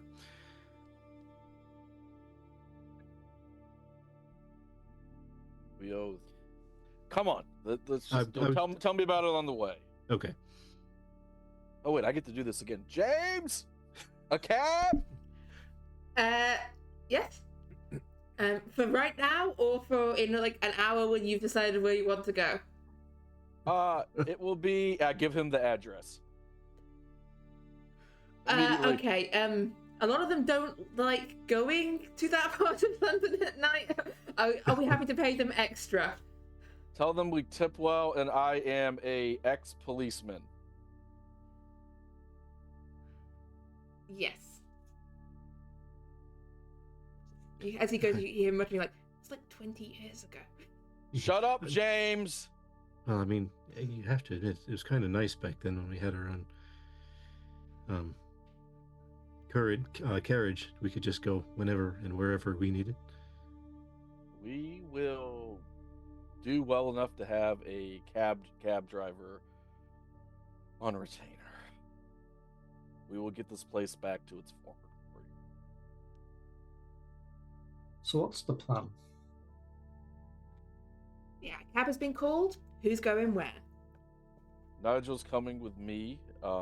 Roger and Martin are more than welcome to come. I'm going to talk to this man and just ask him about Madam Green, and I'm going to see if I can work him for information on the warehouse, and then see if I think that I could break into his office later on that night if all else fails. I believe, Martin and Roger, that you're incredibly competent and that you probably don't need my help for anything that you're doing, but if you do, let me know and I will help you. Did Basil convey the what he knows about Mr. Whitfield and the company and what he does, like security? Oh, I will do so right now. Sorry. Okay, so because that ties together. Wait, there's that warehouse over that way. But I might Yeah. pay a visit to the ship. That was my thought, Martin. So the thing is, this gentleman, Ernest Whitfield, he's got ties with my brother. So if he were to encounter me, it may get back to my brother that I'm involved in something looking into it. So I'd rather him not see me at the moment. Yes. And possibly by extension, myself with Isla. Yeah. I was going to suggest, Martin, that you and I maybe try and check out the ship. I mean, we could Okay. speak to the captain and... That makes sense. Mm-hmm. Okay, so Nigel and Basil are going to go look for Ernest Whitfield and his officers, and Roger and Martin are going to look for the Ivory Winds. Is that correct? So you're both heading over to East London and then sort of splitting paths. So you head over from affluent Mayfair all the way around to the other end of the Monopoly board in Whitechapel. And as you make your way, as you arrive between these the darkened warehouses. You split paths. Two of you going a little further east to the docks on the Isle of Dogs, where the Ivory Wind would be, and two of you going to Whitfield's offices in Wapping. That's not as easy to say as I hoped. Yeah. Yeah. Okay. Who to start with? Well, it makes sense for the cab to drop off the two private investigators first, because he doesn't want to Yeah. stop in that area. Yeah. He's not waiting. And then he drops us further Yeah. off. That's what I He's mean. out of there. You're gonna have to find your own way. But he's not waiting around for several hours here. Like, yeah. So if he dropped those two off and then drop us two off. Yeah, he dropped you both off. So we're gonna start. We'll start with the private investigators, and then we'll see what's going on at the Ivory Wind. So you arrive. Whitfield's security does not have a very showy sign. But it has got a stenciled sign at the foot of this staircase leading up to this little it's like this outside brick staircase, very reminiscent of May Green's old offices that she used to keep. Its staircase goes up to this upstairs office, and also very reminiscent of May Green's old offices is the large guy kind of just lurking outside, just kind of leant up against the wall, watching you as the cab drops you off. Is by any chance any of those men the ones that were hired on as the diversion at the theater? No, they work for Green. This is the competition. Oh, right. Yeah. Never mind. Yeah. All right. This is the competition. Yes. These are an entirely unrelated group of East End ne'er-do-wells. There's some similarities, but these are different guys. Okay, sorry. Or Mind the looking at you. grease. Mind the Is it- grease. I'm sorry. Mind the grease, as I say to him. Ah. Right. Do we see any lights or anything on it at the? Make me a group look roll between the two of you, I think. 37. And with the answer being, do you 39. want him to be in or not? I'd want him to be in. Yeah, Okay. I think that would Okay. be best. Yeah. So The lights are out. The lights are out. The office is dark. There's just a darkened office and this guy lurking outside. Do you know where Whitfield is? Not here. Do you know where he specifically is? Who's asking? we are. An old friend. Pretty old, not seen you here before. Shouldn't you mind your manners? Ain't got none. Yeah? An old friend. Not paid who to does have business. manners. Keeper, I'd like to do a psychology check on this man. What are you trying to determine? I'm trying to determine the best way to get this man to cooperate with me. Is it through violence? Is Okay, it yeah, through give me a bribe? psychology roll on that. Regular success. You think his native language is probably that of violence, but you suspect, looking at his clothing, his shoes, he would, bribery might work on him. Also, perhaps doesn't look like the smartest fish in the barrel, so perhaps you could outwit him with a story of some sort. Okay. What's your name, sir? Jim. Jim. Now, Jim, your time is valuable, so I'm willing to pay you for your time.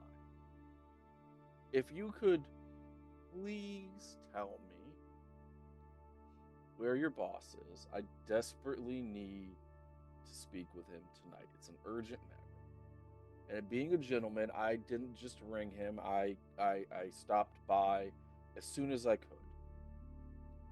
Yeah, Give me a persuasion or a charm, whichever one you're going for here, I think. let me Or a fast talk. but I think this is more persuasion or charm. Let's see. Let's do persuade because it's a 75. Regular success.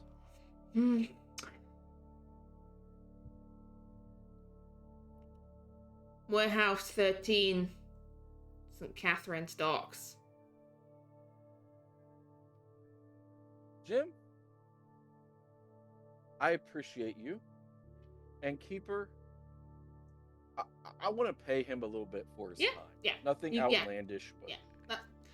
You have access. We'll have to look at the credit ratings given the influx of gold, but you have access to enough cash to give this guy a bit of a tip for his helpfulness. Thank you for your time, Jim. I appreciate you. Thanks. No problem. Nice shoes.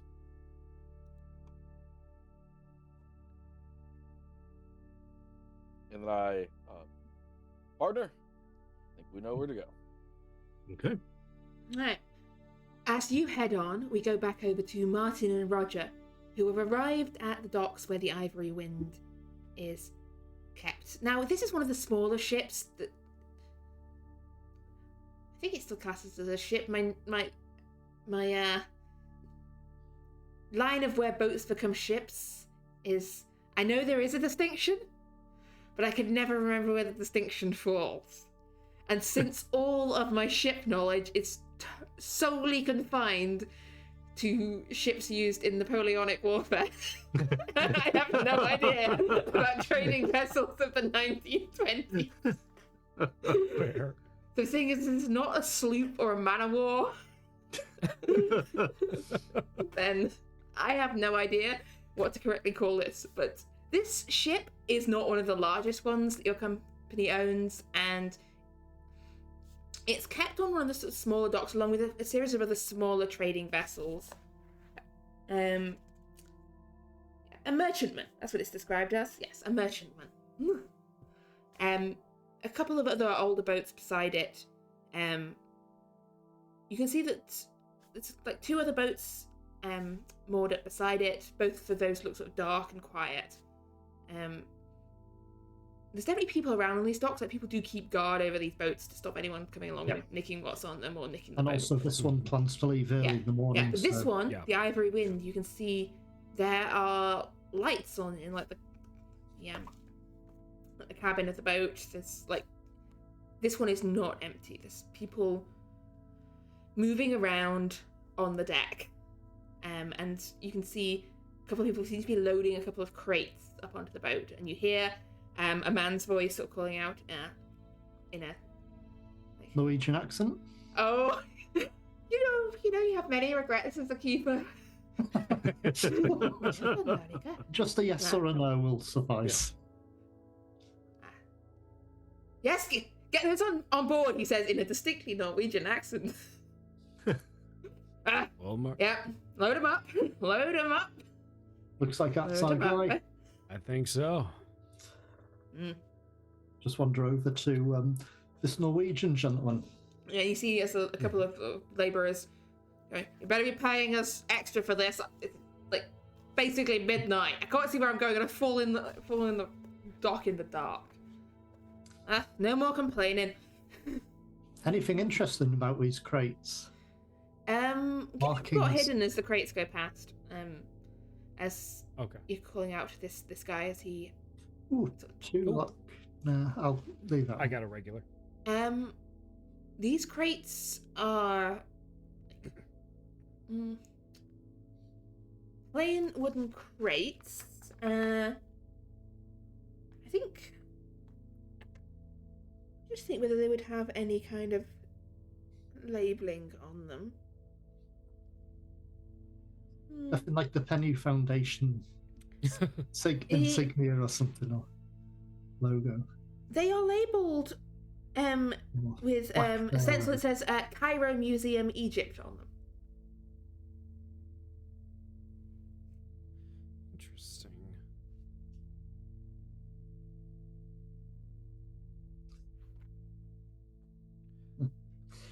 You see that, Martin? Nope. just crates. Right. getting- Oh, Yeah, get that last one down. Right.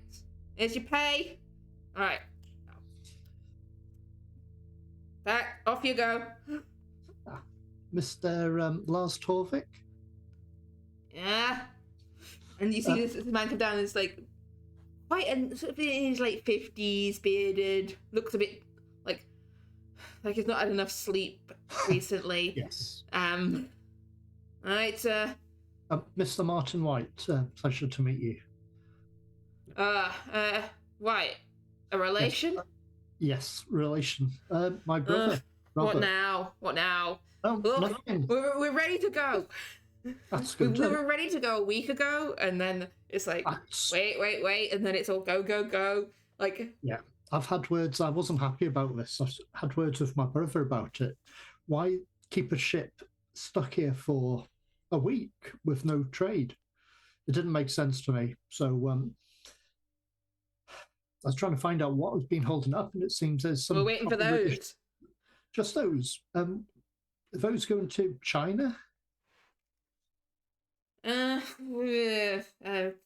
Check. Hang on. Were those from the Penny Foundation? The who? I'll take that as a no. Do you It know wouldn't what be. held them up? Just I don't know. All I was told was wait here another week. We'll pay you. There's some boxes coming, and then once we got the word that they were coming, it's go, get them loaded tonight. We want you gone by morning. do you mind if I check those at all to see what they are? My brother's been keeping me in the dark about the shipment, and I don't understand why. Give me a Hold. persuasion roll here, I think. Okie dokies. Would Roger standing there? Oh, I think you can have a bonus die because you are related to the guy who owns the company that owns Okay. the stuff. It's just a regular. Um, I just want to know why Yeah, it's been held yeah. up for so long. It won't take any time. I'm not stopping the shipment. It's got to go. But well, actually, would a hard success be give me? I any mean, hint, do you think? not really. It's either he lets you look at the mirror, he doesn't let you look at the Okay, Yeah. that's He goes, okay. he like waves you on the boat like, I yeah, just have a fine. quick look. Just look. I'm just doing what I'm told. Like, It's no trouble. You Yeah. you get paid extra for this, I'm sure. they're just we down. understand, Lars. Mind the rest of the stuff in the hold. Like, you know. So it's I just mean, you can these feel ones free to that- look. There's four These of are the them ones that came held late. up. The rest of them have been here all the week. I mean, that's your ship, your business. Take a look at it. Ah, You're like, I'll be oh up well. here. I You won't don't be happen too to long. have- And you Um, see him, he reaches into his thing and pulls out like a little flask. I'll be up here. So you You don't leave in first light, pretty much, or first tide. Yeah. Time and Okay. tides wait for no man. Exactly. We won't be that long. You don't happen to have the manifest or invoice handy, do you? Yeah, I've got it somewhere. Hang on. These aren't on it though. I've not got a chance to update it. No, of course not. No. Yeah, mostly he hands it over. It's machine parts, mostly bound for Shanghai. We've got stops in Marseille. We're picking up some more, dropping some stuff off in Malta, then Port Said, Aden, Bombay, Singapore, then finally, Shanghai. So And got a few pickups and drop-offs along the way, but yeah. Okay. shouldn't take too long. No. No, it'll take about 3 months possibly. Oh, you meant the inspection, not the Yes. Yeah. But it's good to know. Yeah. Okay. Well, let's have a look. And He waves you down. And as you head down into the hold, we go back over to Nigel and Basil, arriving at a different warehouse in a different part of the East End. This warehouse looks dark, and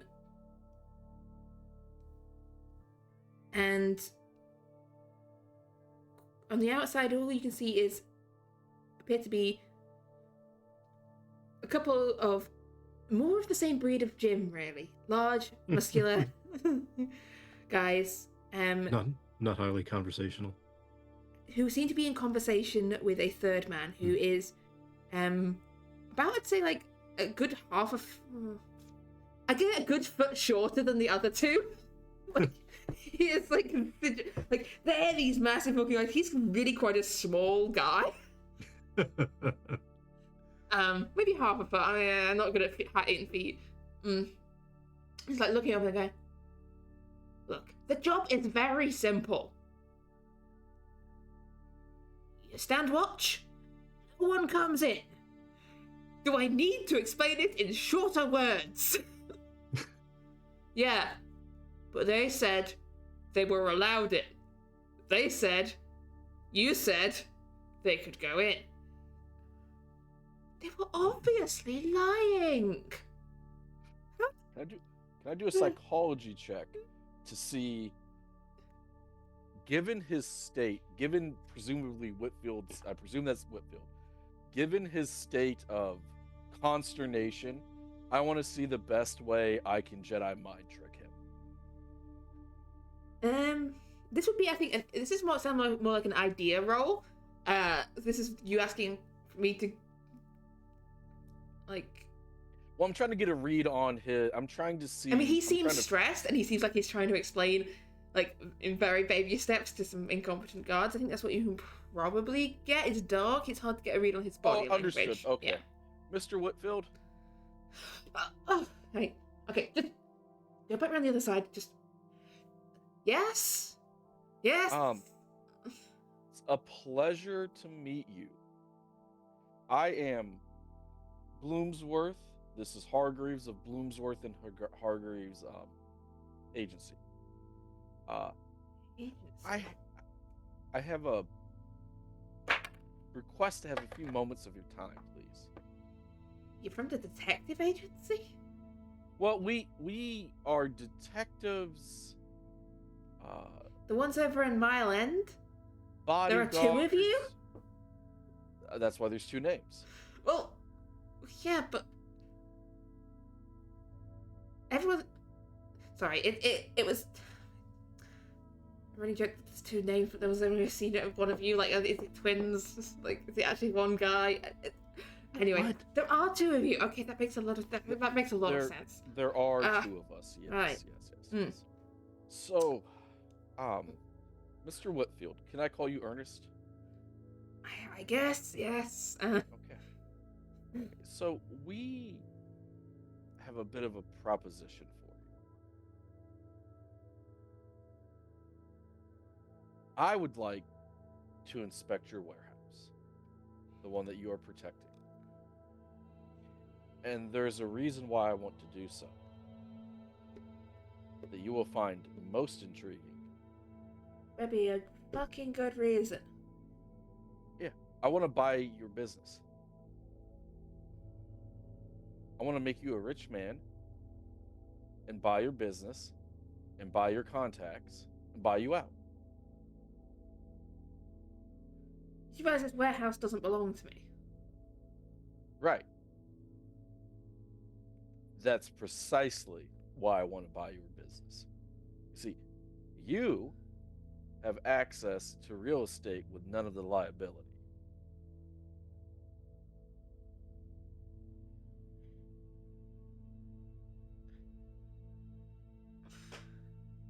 So you pay me a bunch of money. For your you business. Carry on doing what I'm doing. Yes. But I've already been paid to not do that anymore. Yes. I get Why? all of your contracts, all of your contacts, all of your men, all of your property, all of it. Yeah, we're buying you out of your business. Yeah. Yeah. Why? Expansion. Why does the detective agency want to go into security? Oh, because we also do protection, Mm-hmm. which is true. Like we above table, we actually do Yeah. protection. Though, yeah.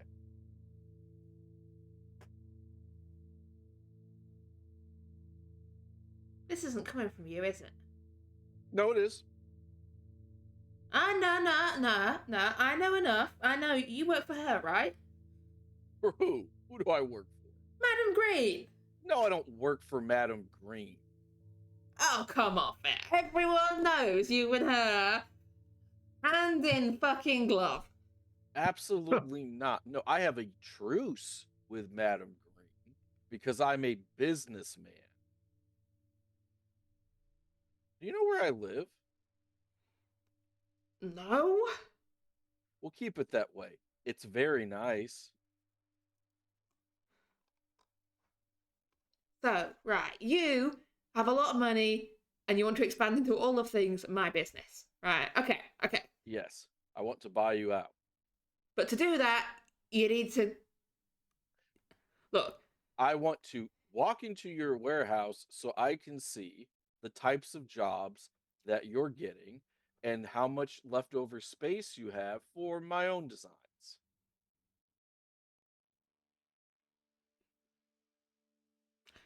I'm going to now give you this psychology roll you asked for earlier. As he looks at you and now goes, look, you know our job is to, not let people into the warehouse. Like, this is a fine example. And as he's saying this, you can get a good enough read on this man to know that the business proposition definitely interests him. Like, he's interested.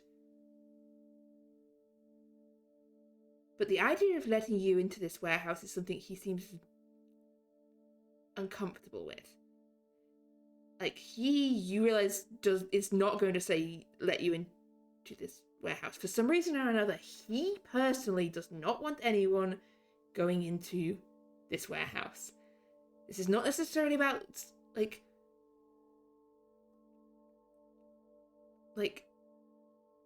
that he's been hired to do this. He seems to have some personal reason here, some personal stake in this. Sir, you seem apprehensive about letting me go into that warehouse. Too right, I am. Could you meet me in the middle and tell me why? Because it's not just about doing things the right way. Look, you've got business interests that you need some space for. Yeah. Perhaps I've got some interests I need some space for. But those would be my interests, and I want to buy Maybe I you don't want out. to sell all my interests. A man's got to keep some interests of his own, you know. Well, I'm not going to push too hard, but with your permission, I would make one last argument for letting me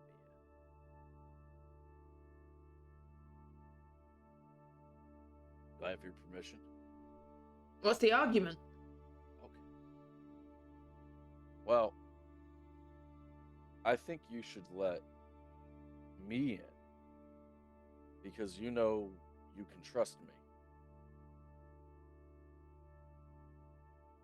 Out of all the years, all the gossip, the ex-copper does this, he does that, all of these things, you've never heard of me backstabbing anyone, turning anyone over into the law.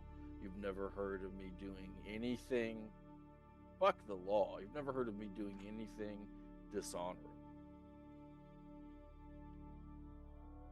And that's impossible unless I'm actually the genuine artist. You know you can trust me. And you have leverage. If I stab you in the back, all my good name. Look. This is no slight on your character. I'm sure you are a right, proper, upstanding man. Squeaky clean. Not a stain on you. But I've got my own interests. And,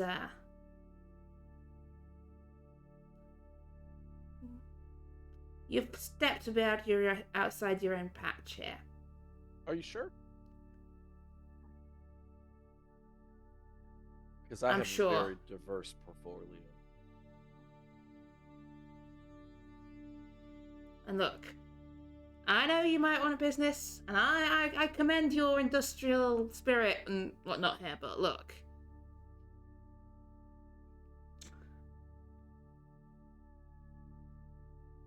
There's a way of doing things around these parts. An old way and a proper way.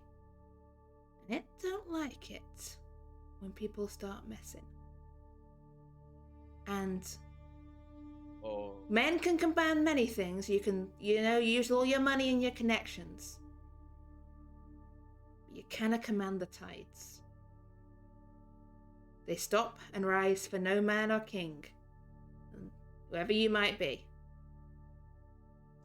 I think. So I suggest you be on your way, Mr. Holmesworth and Mr. Hargreaves. And I think he probably addressed the wrong one of you with each of those names. Absolutely. I think you're talking. I'm going to lean in. And I'm going to say, the fish people.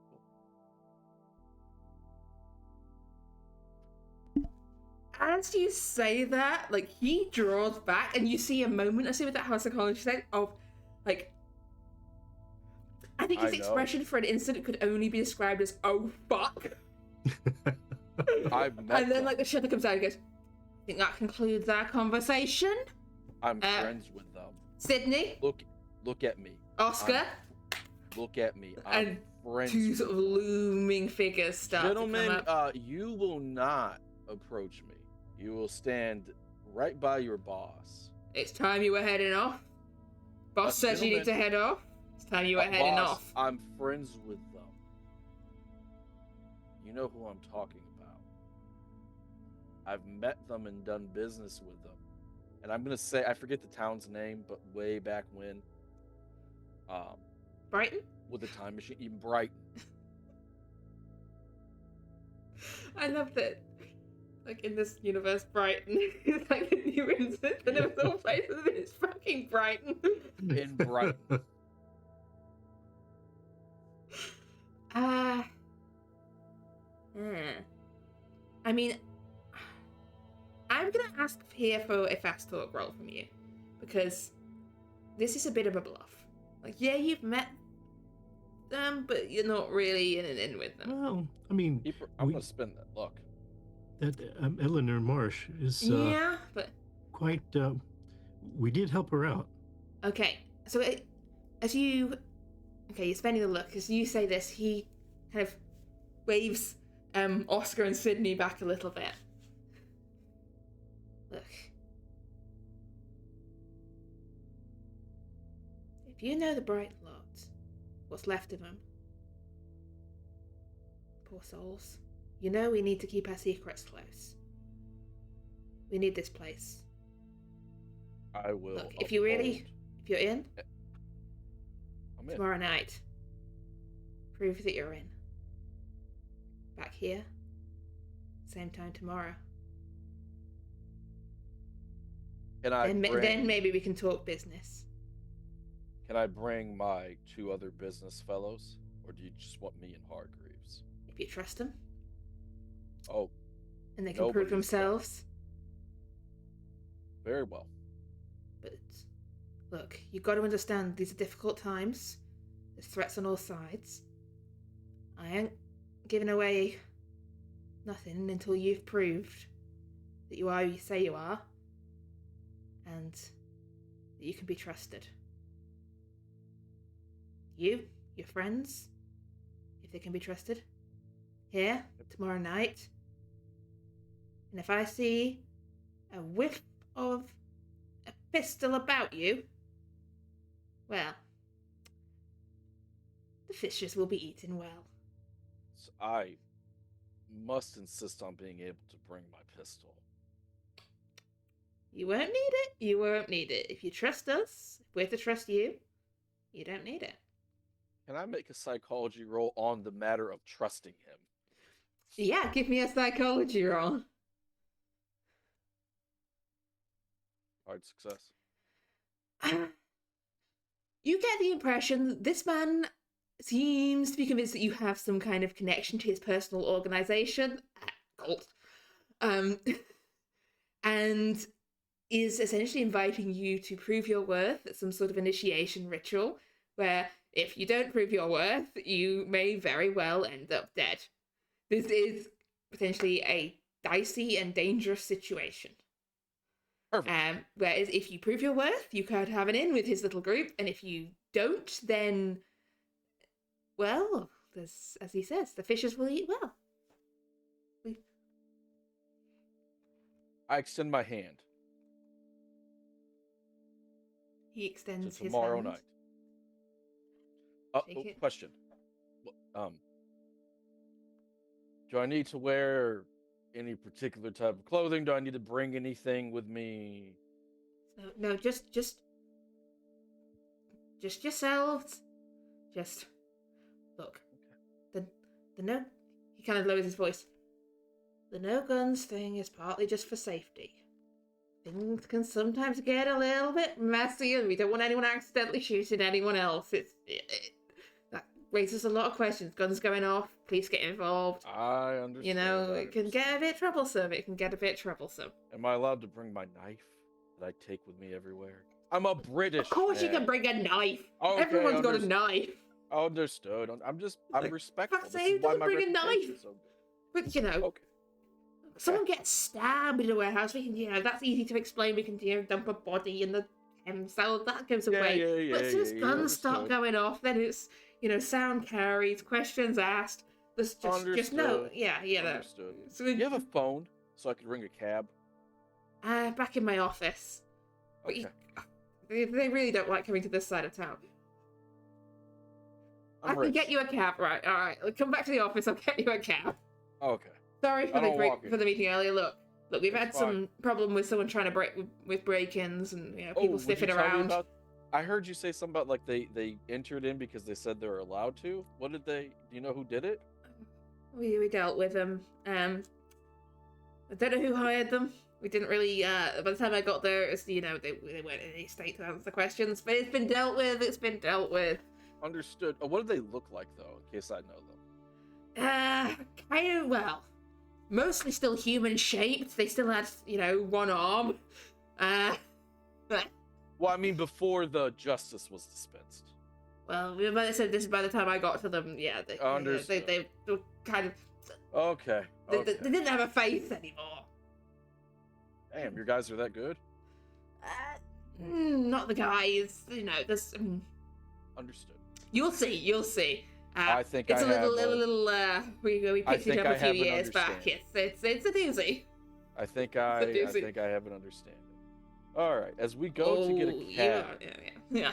As we go to get a cab, I'm going to look at Nigel and say, Mr. Hargreaves, Yes, Mr. Bloomsworth. you might be making a couple more stops tonight. Okay. And with that, Keeper, we go to await our cab. All right. So as you wait for your cab and your way out, we go back over to the Ivory Wind, where you're shown down into this sort of hole. There's a lantern light lit.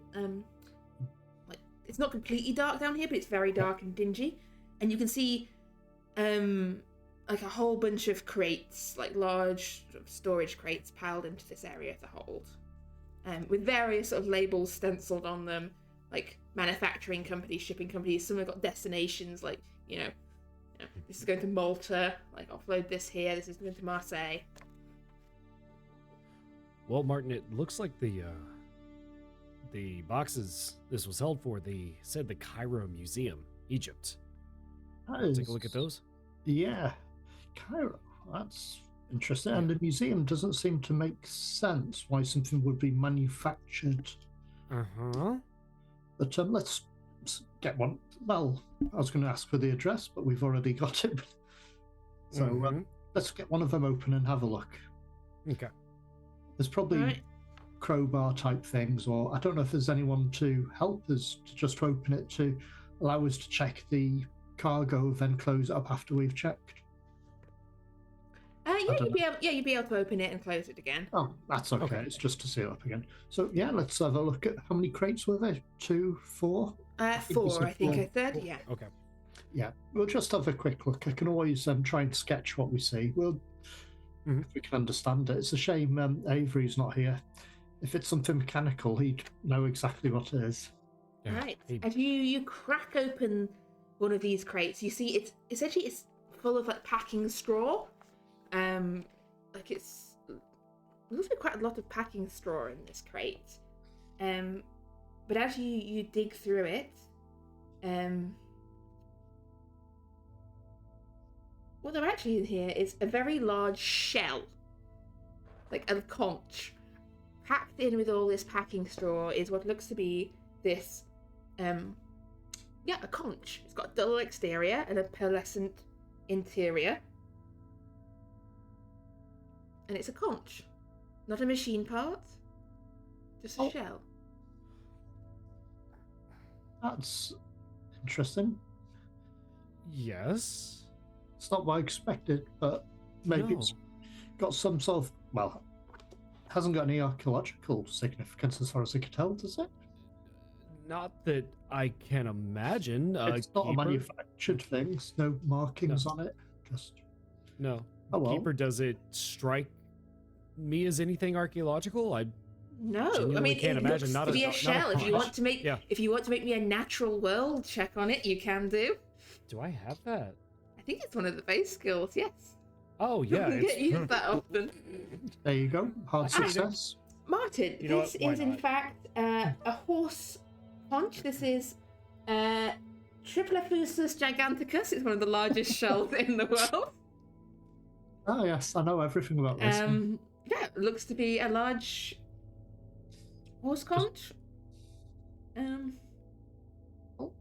Is this one of those things where you can hear the sea if you put your ear to it? I don't know. Is it, Keith? You put your ear to it and listen I'm to not it. putting my ear to it. Yeah, you know what? Yeah, Roger grabs it and he'll lean in and put it to his ear and listen. Okay, as you put it to your ear. I mean, You do can- check it first to make sure there's nothing in it. You hear the sound of the sea or the sound of your own blood in your head. It's hard to be sure which, but you hear the sound of the sea echoing inside this shell. What's that?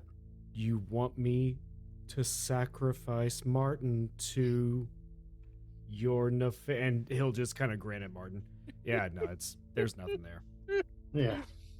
Oh, well, let's just get this one packed up and Yeah. we'll check the others. I mean,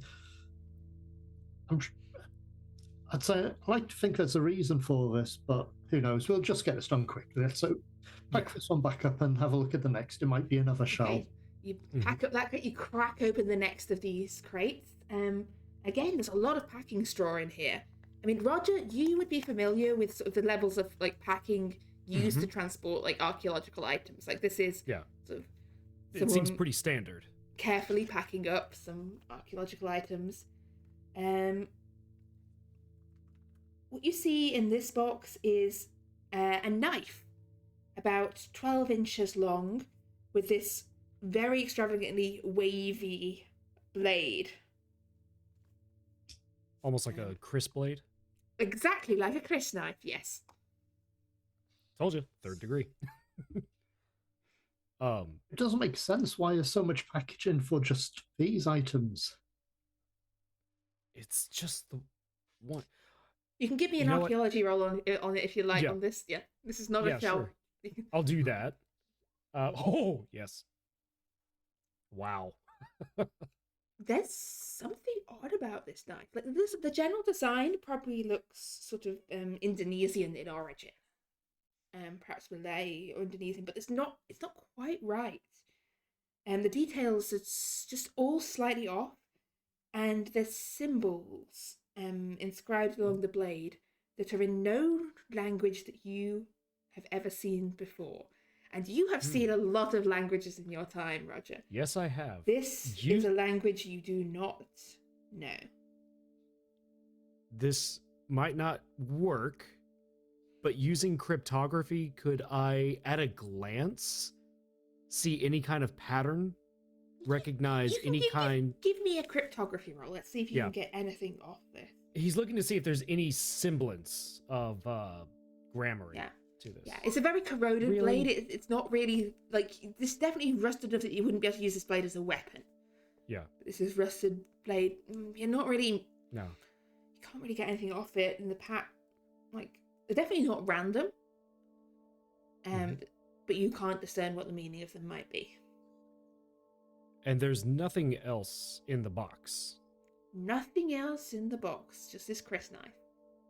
Should we just copy these markings down, pack it up, and move on to the next thing? And we can always discuss what we find later on. Yes. Yeah, I think so. I don't Maybe recognize with this some time. at all, but It's not any language I've ever seen, but there's something to it. I mean, there is a language there. We just Yeah. don't know what it is. with time, maybe I can cross-reference and work my way through it. As long as we get the information off it, we'll just make a note of it and move on to the next. Yeah.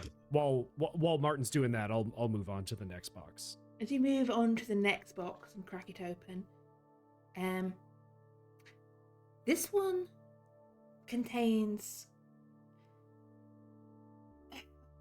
what could only really be described as you pull aside the straw,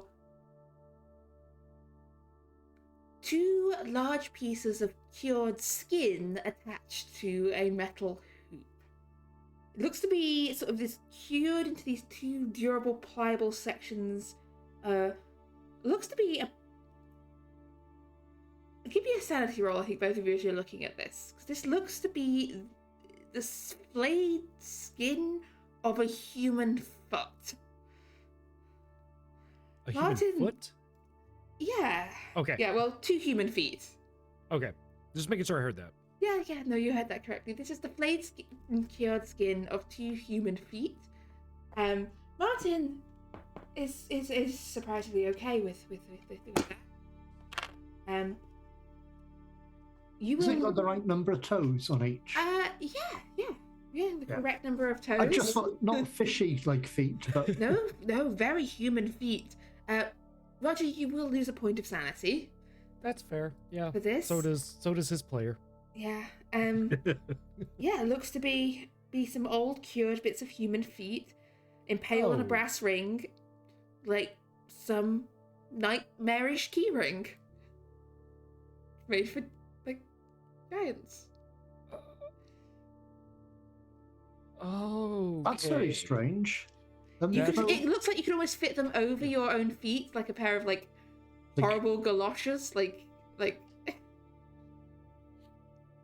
That's very weird. Yeah, I mean, there are some cannibal tribes here and there far removed that might present nothing even remotely close to Egypt. I mean, that blade, there's offness to it, but that's Indonesian. This makes no sense. Museums have all sorts, and so maybe they're expanding different sections for different cultures. I mean, the sort of things we got in the museum in London's from all over the world, so why not have the Cairo Museum have something from, well, somewhere else? Do you think the Pinyus are just trying to get rid of some of this stuff? Well, it's very strange. It seemed, they said they were held up by 2 crates, so he had 2 for some time. So the question is, which 2 Correction, is that's a keeper error. I should have said 4 crates. Yeah, this is all the crates that got held up. Well, okay. Yeah. Okay. Well, there's no markings here to make any note of or anything, but no. Anyway, let's pack it up and make sure they're all packed up so far and see what strange. It seems we're gradually getting stranger things the further along we go in these crates. You know, Martin, you have a good point. We should probably, mentally prepare. The last one. Mm-hmm. But, okay, let's steal ourselves. Crack open the last one. Yeah. This one has a lot less packing straw in it, because it seems to be, there is still some packing straw, but mostly what it seems to contain seems to be machine parts.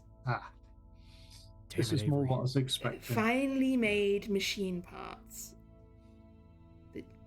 I don't know that if either of you can give me an engineering or a physics roll if you're trying to work out what these could be.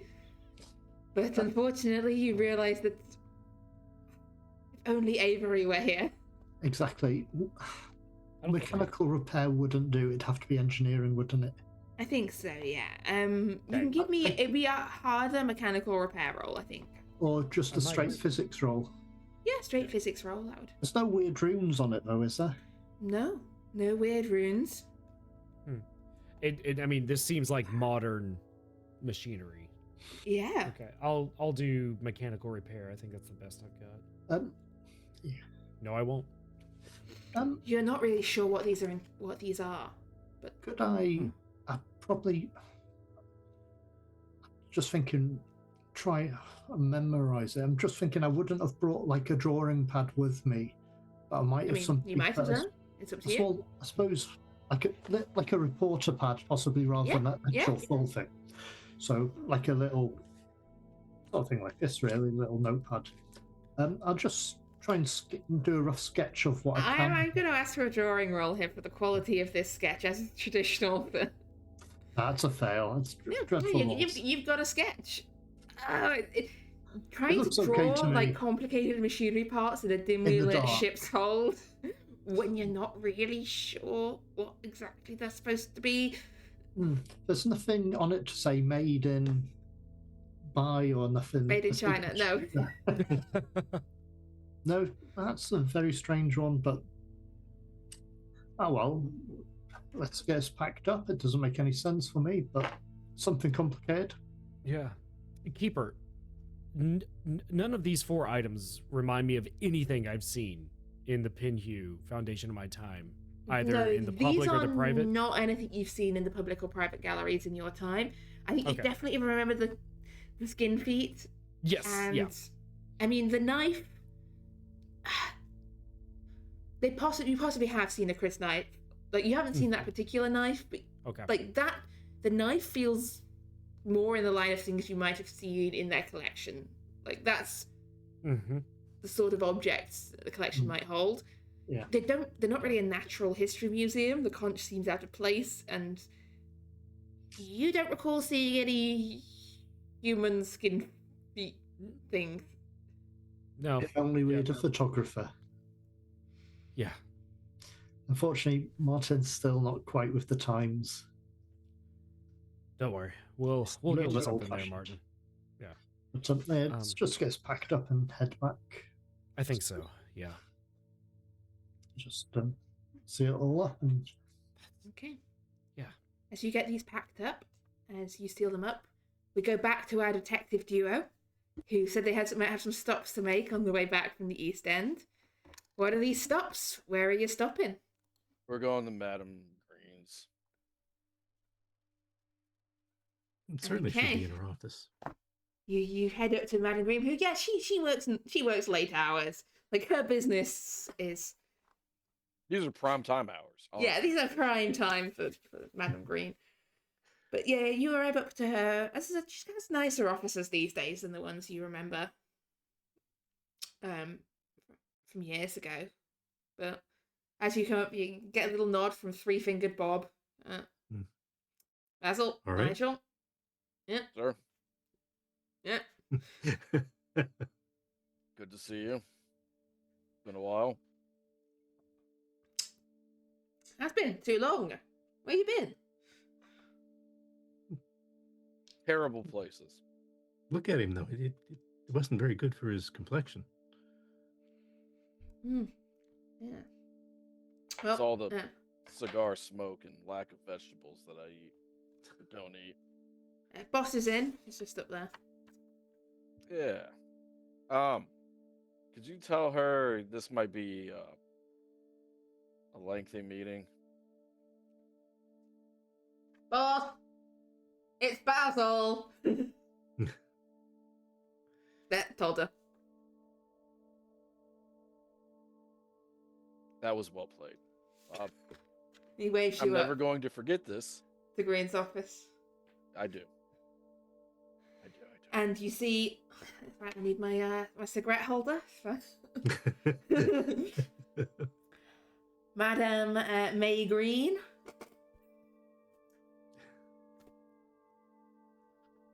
Madam Hello. Green. Basil, and Nigel.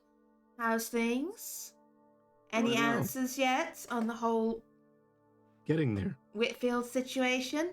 What, Yeah, That might be a topic of conversation tonight. there's not going to be too much of a situation much longer.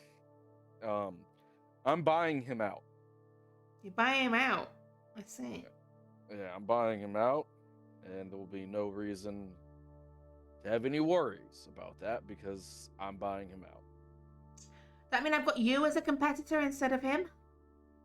I won't be a competitor Good. That is very good to because hear. I want to buy you out. What? I just what? Nah. Please? No. Are you sure? I'm sure. You want a criminal empire? Build your own. I mean, There's no shortcuts in this business. You can't. A position like this takes decades of work. I built this up from what Augustus left to me, which admittedly was, a good solid start. But I built this up from that. It's taken me almost like years a of work. short- And I will be damned if I'm going to see someone waltz in here and go, "Oh, I'm going to buy you out." No. No, I said I want to buy you out. I didn't tell you what I was going to do. I'd never disrespect you. Yeah. Well. No. Well, then, when I buy him out, let's work out something that works for both of us. Because I won't be encroaching on your territory. Yeah, it better not be. I know you've got all this wealthy society sort behind you, but I don't make threats. I don't need to. You don't need to. I've We been both know who around a we are. long while. I remember the society back before the society was the society, and I know where a lot of those skeletons are hidden. And look, I'm not threatening you. You don't need to threaten me. good, just making that clear. I am threatening you, so this is me threatening you. Okay, well, I suppose just because you wouldn't respect me if I didn't threaten you. I would never do a day in jail, let alone be arrested. Maybe not, but your society would be done for. You think you can carry on with a fancy premises up in Mayfair when they know half the things that your society's done? Yeah. They don't even need to believe all of it. They Yeah, just yeah. need to be whispers enough so the whole thing comes toppling down on your pretty little heads. I'm not pretty. And if anything happens to me, If anything happened to you, I would be mourning because I've come to like you. But Good. let's be very clear. If it turned into a who's left standing, clearly I'd win. So Maybe. let's just but no. I'll see you in absolutely. hell. The point, yes, probably. But I don't want it to come to that. We've had this conversation before. So let's But anyway, work out I something. hired you Let's to deal work with out something. Ernest. You said he's going to be dealt with? You won't be I'm troubling me? I'm buying him out. And so now I want to make sure how I can buy him out without stepping on your toes. Without you stepping on Well. mine. Go back to just being a security detail that guards warehouses. None of this trying to get into smuggling or shipping or, But we do work with Martin White, and his Mhm. family does shipping. Yeah, well, the Whites, they're buying everything. Let's keep it. How about I keep it localized to just the clients that I have now? That's fair. I'd say, 20% less clients than you've got now, because the current status is the business I'm trying to deal with, and, I I'll might as well try to just keep trim the fat. Ernest around. Yes, but what percentage does he give you? Now you're talking. Joe, see, this is why I liked you best. You I don't missed like you. it best. Look, you pay me a percentage of your takings, and I'll let you carry on running Ernest's business with no trouble. I don't like the way you say let. How about Huh. I pay you a percentage and we work in harmony? While also Huh. keeping up the All old right, deal all right. of you let me know when there needs to. I give you a heads up when something's coming down. You give me something. But I don't like the whole threatening thing. All right.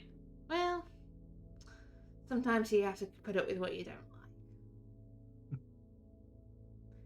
But anyway, all right. You pay me a percentage. The deal continues. The deal continues. Just I do want a little something more from you though, because I've been giving you a whole awful lot.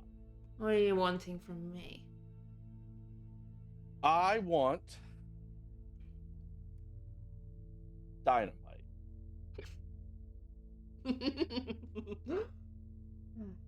You know, that's pretty hard to get hold of. On these parts. I want dynamite. What do you be wanting dynamite for?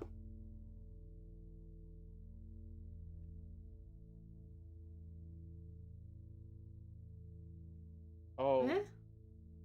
well.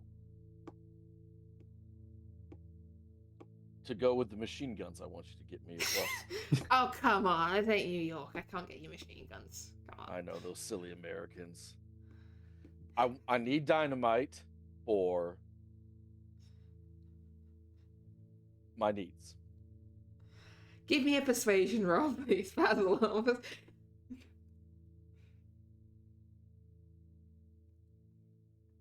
Okay. Extreme success.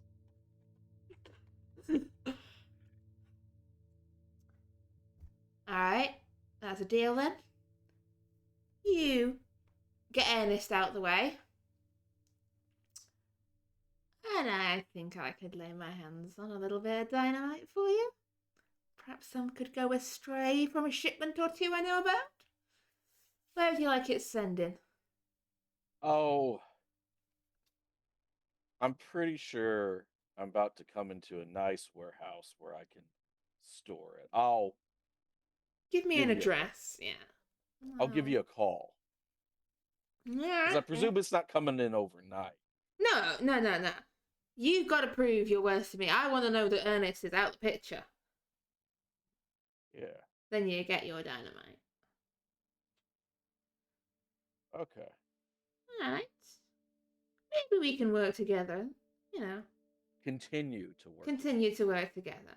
I need to do a psychology roll on it. She's especially aggressive, and I feel like she's either doing a lot of Freudian slips or mimicking purposefully Freudian slips. Give me a psychology roll on her. Regular success. You can tell she does not like the idea of someone trying to take what she perceives as hers. The idea of someone sort of challenging her hard-won and hard-fought authority as like her position from essentially literally nothing originally to being this crime boss in this era, in this time, in her position. The idea of someone coming in, waving money, and trying to take that from her, she really does not like. And that's sort of her hackles raised of like, Okay. yeah. I'm gonna smooth this out. And you're sort of like in a way like you're representing a lot of what she does not like, which is, you know, the fact that, you know, those with power and money can do what the hell they like, and she has fought to get the power and money her own small slice, and the idea that that's still only a tiny slice, and if someone with true power came, they could take it from her, she does not like. Green, I wasn't coming in here trying to browbeat you. I came in and I made a very similar offer to Ernest. I made a similar offer to the society when I was on the outside, and so on and so forth. I like to start big and then negotiate from there. I didn't mean any disrespect, but I will say, you've known me for a long time. You can't actually find a moment where I've truly slighted you. I have an itemized list. That's fine. An itemized list of nonsense doesn't mean that it's true. Look, I don't have a list of you slighting me, but if I wrote down Madam Green made fun of my trousers to my face, I could write that down. It doesn't make it true. look. I hired Nigel. I'm paying him good money to help me out with a job. We got a bit Hey, working Nigel? Well, yeah, you were away, goodness knows where. Nigel? We have a working business arrangement. Mhm. To I keep told a you. good working business arrangement. Did he do a good You job? me?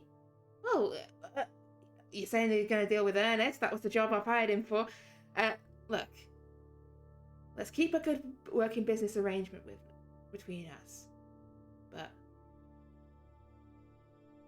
just because you're in society doesn't mean you get to do whatever the hell you like. Remember No, that. it doesn't. It doesn't. Alright. Just Now, I've got other remember business to take care of tonight. I know you said this. I know our meetings tend to run long, but I've got other. You're not the only person I need to see tonight. You're not the only person. I know. You're a big deal. You're a big deal. I get it. Just cherish me while you have me, Madam Green. What was that supposed to mean? Cherish me while you have. Are you expecting for us not to have you? Nigel, you have the decorum and the tact of a snake bite. Madam Green, Thank you. You have a wonderful night. You too. Good night. Madam Green? Could you call us a Right. cab?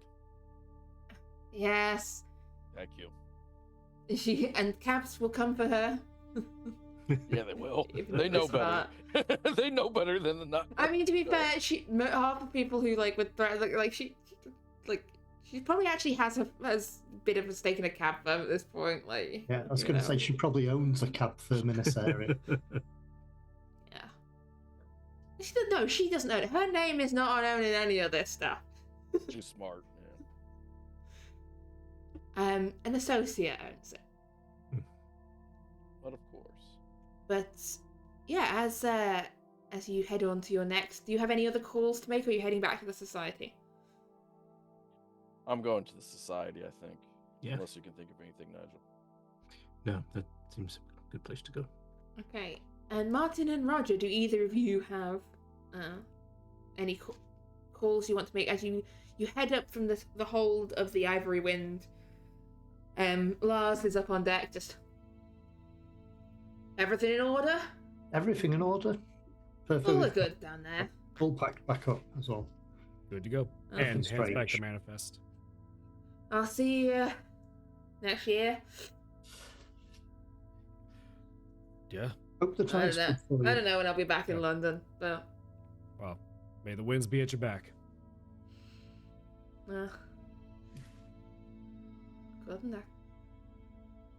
I don't know any Norwegian apart from "Ég fra Norge, and ég skal ski." I can't speak Norwegian. Of all the languages I he don't think speaks, we've got neither any- can Roger. I think we've got any Norwegian audience. So if I've offended the one Norwegian he was watching, I'm sorry. Yeah, I don't think we've got any more stops on the way, so we could just head back to society. I still want to ask Collingwood if he knows what that rune I've got on that ring means. He might have an idea. Yeah, you So- head To Yeah. the society. you head back to the society. If there's You- time, Roger. Yeah. Sorry, Roger will start looking at those runes, the writing, Yep. from the dagger. And yeah, If Martin hands it over. Oh, yeah, no problem. Yeah. you On the start, ride starting, over. yeah, starting to study them, trying to make sense of them. As I said, it's not a language you know, but it clearly looks like writing of some sort. It's Um, not a language we would have encountered with mythos anywhere. You can give me a mythos roll on it. just on the odd chance it could be. Maybe you've seen this in one of your strange books that you've read. I've not read No. any books. I'm just wondering Well, if I've yeah. seen it somewhere if someone else is reading a book. But No, you're Oh not. no, I had the thought. Yeah, you don't recognize it. But yeah, the four of you gather up back at the society. By now, it's sort of past midnight. Like, this is early hours of the morning as you gather up once more. And you have a chance. You're probably getting pretty tired, but you have a chance to, have a bit of a catch up and decide what your next steps are going to be before heading to bed. I look in the kitchen to see if there's any spare scones left. There's a little, late night snack plate's been left out for you. Thanks, Agnes. well, that was interesting. Some of it made sense. Actually, no, it didn't No. make sense. Yeah, pretty much all of that. Yeah, how'd it go for you guys? We got on the ship. We checked the crates that were being delivered. They go into a museum in Cairo, and one of the items was a conch shell, quite a large one, a horse conch. But Fuck. it didn't make sense why it was packaged the way it was. But Yeah, for a second it sounded like it had something to say, but no, just passing thought. some old Chris knife type thing with some strange writing on, which Yeah, we haven't there looked was at. there was definitely something odd about it. Something was off. It's And very Indonesian. yeah, some sort of machinery thing, which doesn't make any sense, but it Yeah. does in one way. I don't know why a museum would want some sort of bit Yeah. of complicated machinery. Shame Avery wasn't there. Yeah, Yeah. really. What? And a ring. A pair of something else. A matter of It- the skin of a pair of human feet, basically. Yeah. Pardon? What? yeah, Cured. It's cured. So Yeah. That doesn't make it better. no, no, it no. makes it less smelly, but Well, Yeah, is that fair? I'm gonna rack my brain. it was suspended in some sort of ring type thing. What? Mhm. Why does it get worse, Martin? I don't understand what it was, but they were strange. That was probably actually, yeah, that was quite unusual. It's not what I expected to find in these crates. No. Same. I was I've- expecting to find the machinery, and that was it. Mhm. Terrible. Keeper, have I heard of any of this? Does this make any sense to me? Can I make a roll? What role are you attempting to make on Occult some or machinery mythos? parts? Not the machinery part. I could not care less about the machinery part. It's The probably to my writing. detriment. Yeah, you could Right. make me. You could make me an occult roll or a mythos on what the feet of some human skin, a conch, and The a writing knife might have in common. Oh no. No. Thinking about it, is it possible Roger could try an occult roll? Yes, it does. But Basil, this Yep. all makes perfect. That's bad. So, No. you remember an incident with a small sort of group of cultists in North London that happened about 5 years ago, who were engaged in trying to contact this one of the many sort of strange extraplanar deities out there, and they were trying to reach out and make contact with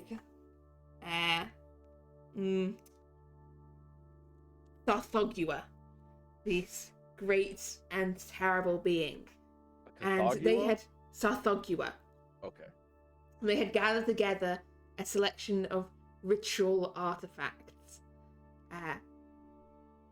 Amongst them, they had, in fact, you stopped them before they got all the way through this ritual and before they were really ready. But there were sort of sacrificial blades, some flaying involved, and you had to blow on a conch to complete the ritual. So this looks like someone is attempting to replicate the ritual for the summoning of Sarthogua.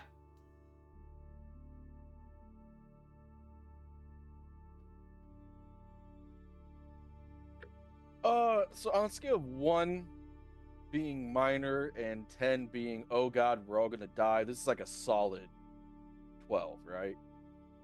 I mean, yeah. someone out there is gathering together the artifacts needed for this ritual.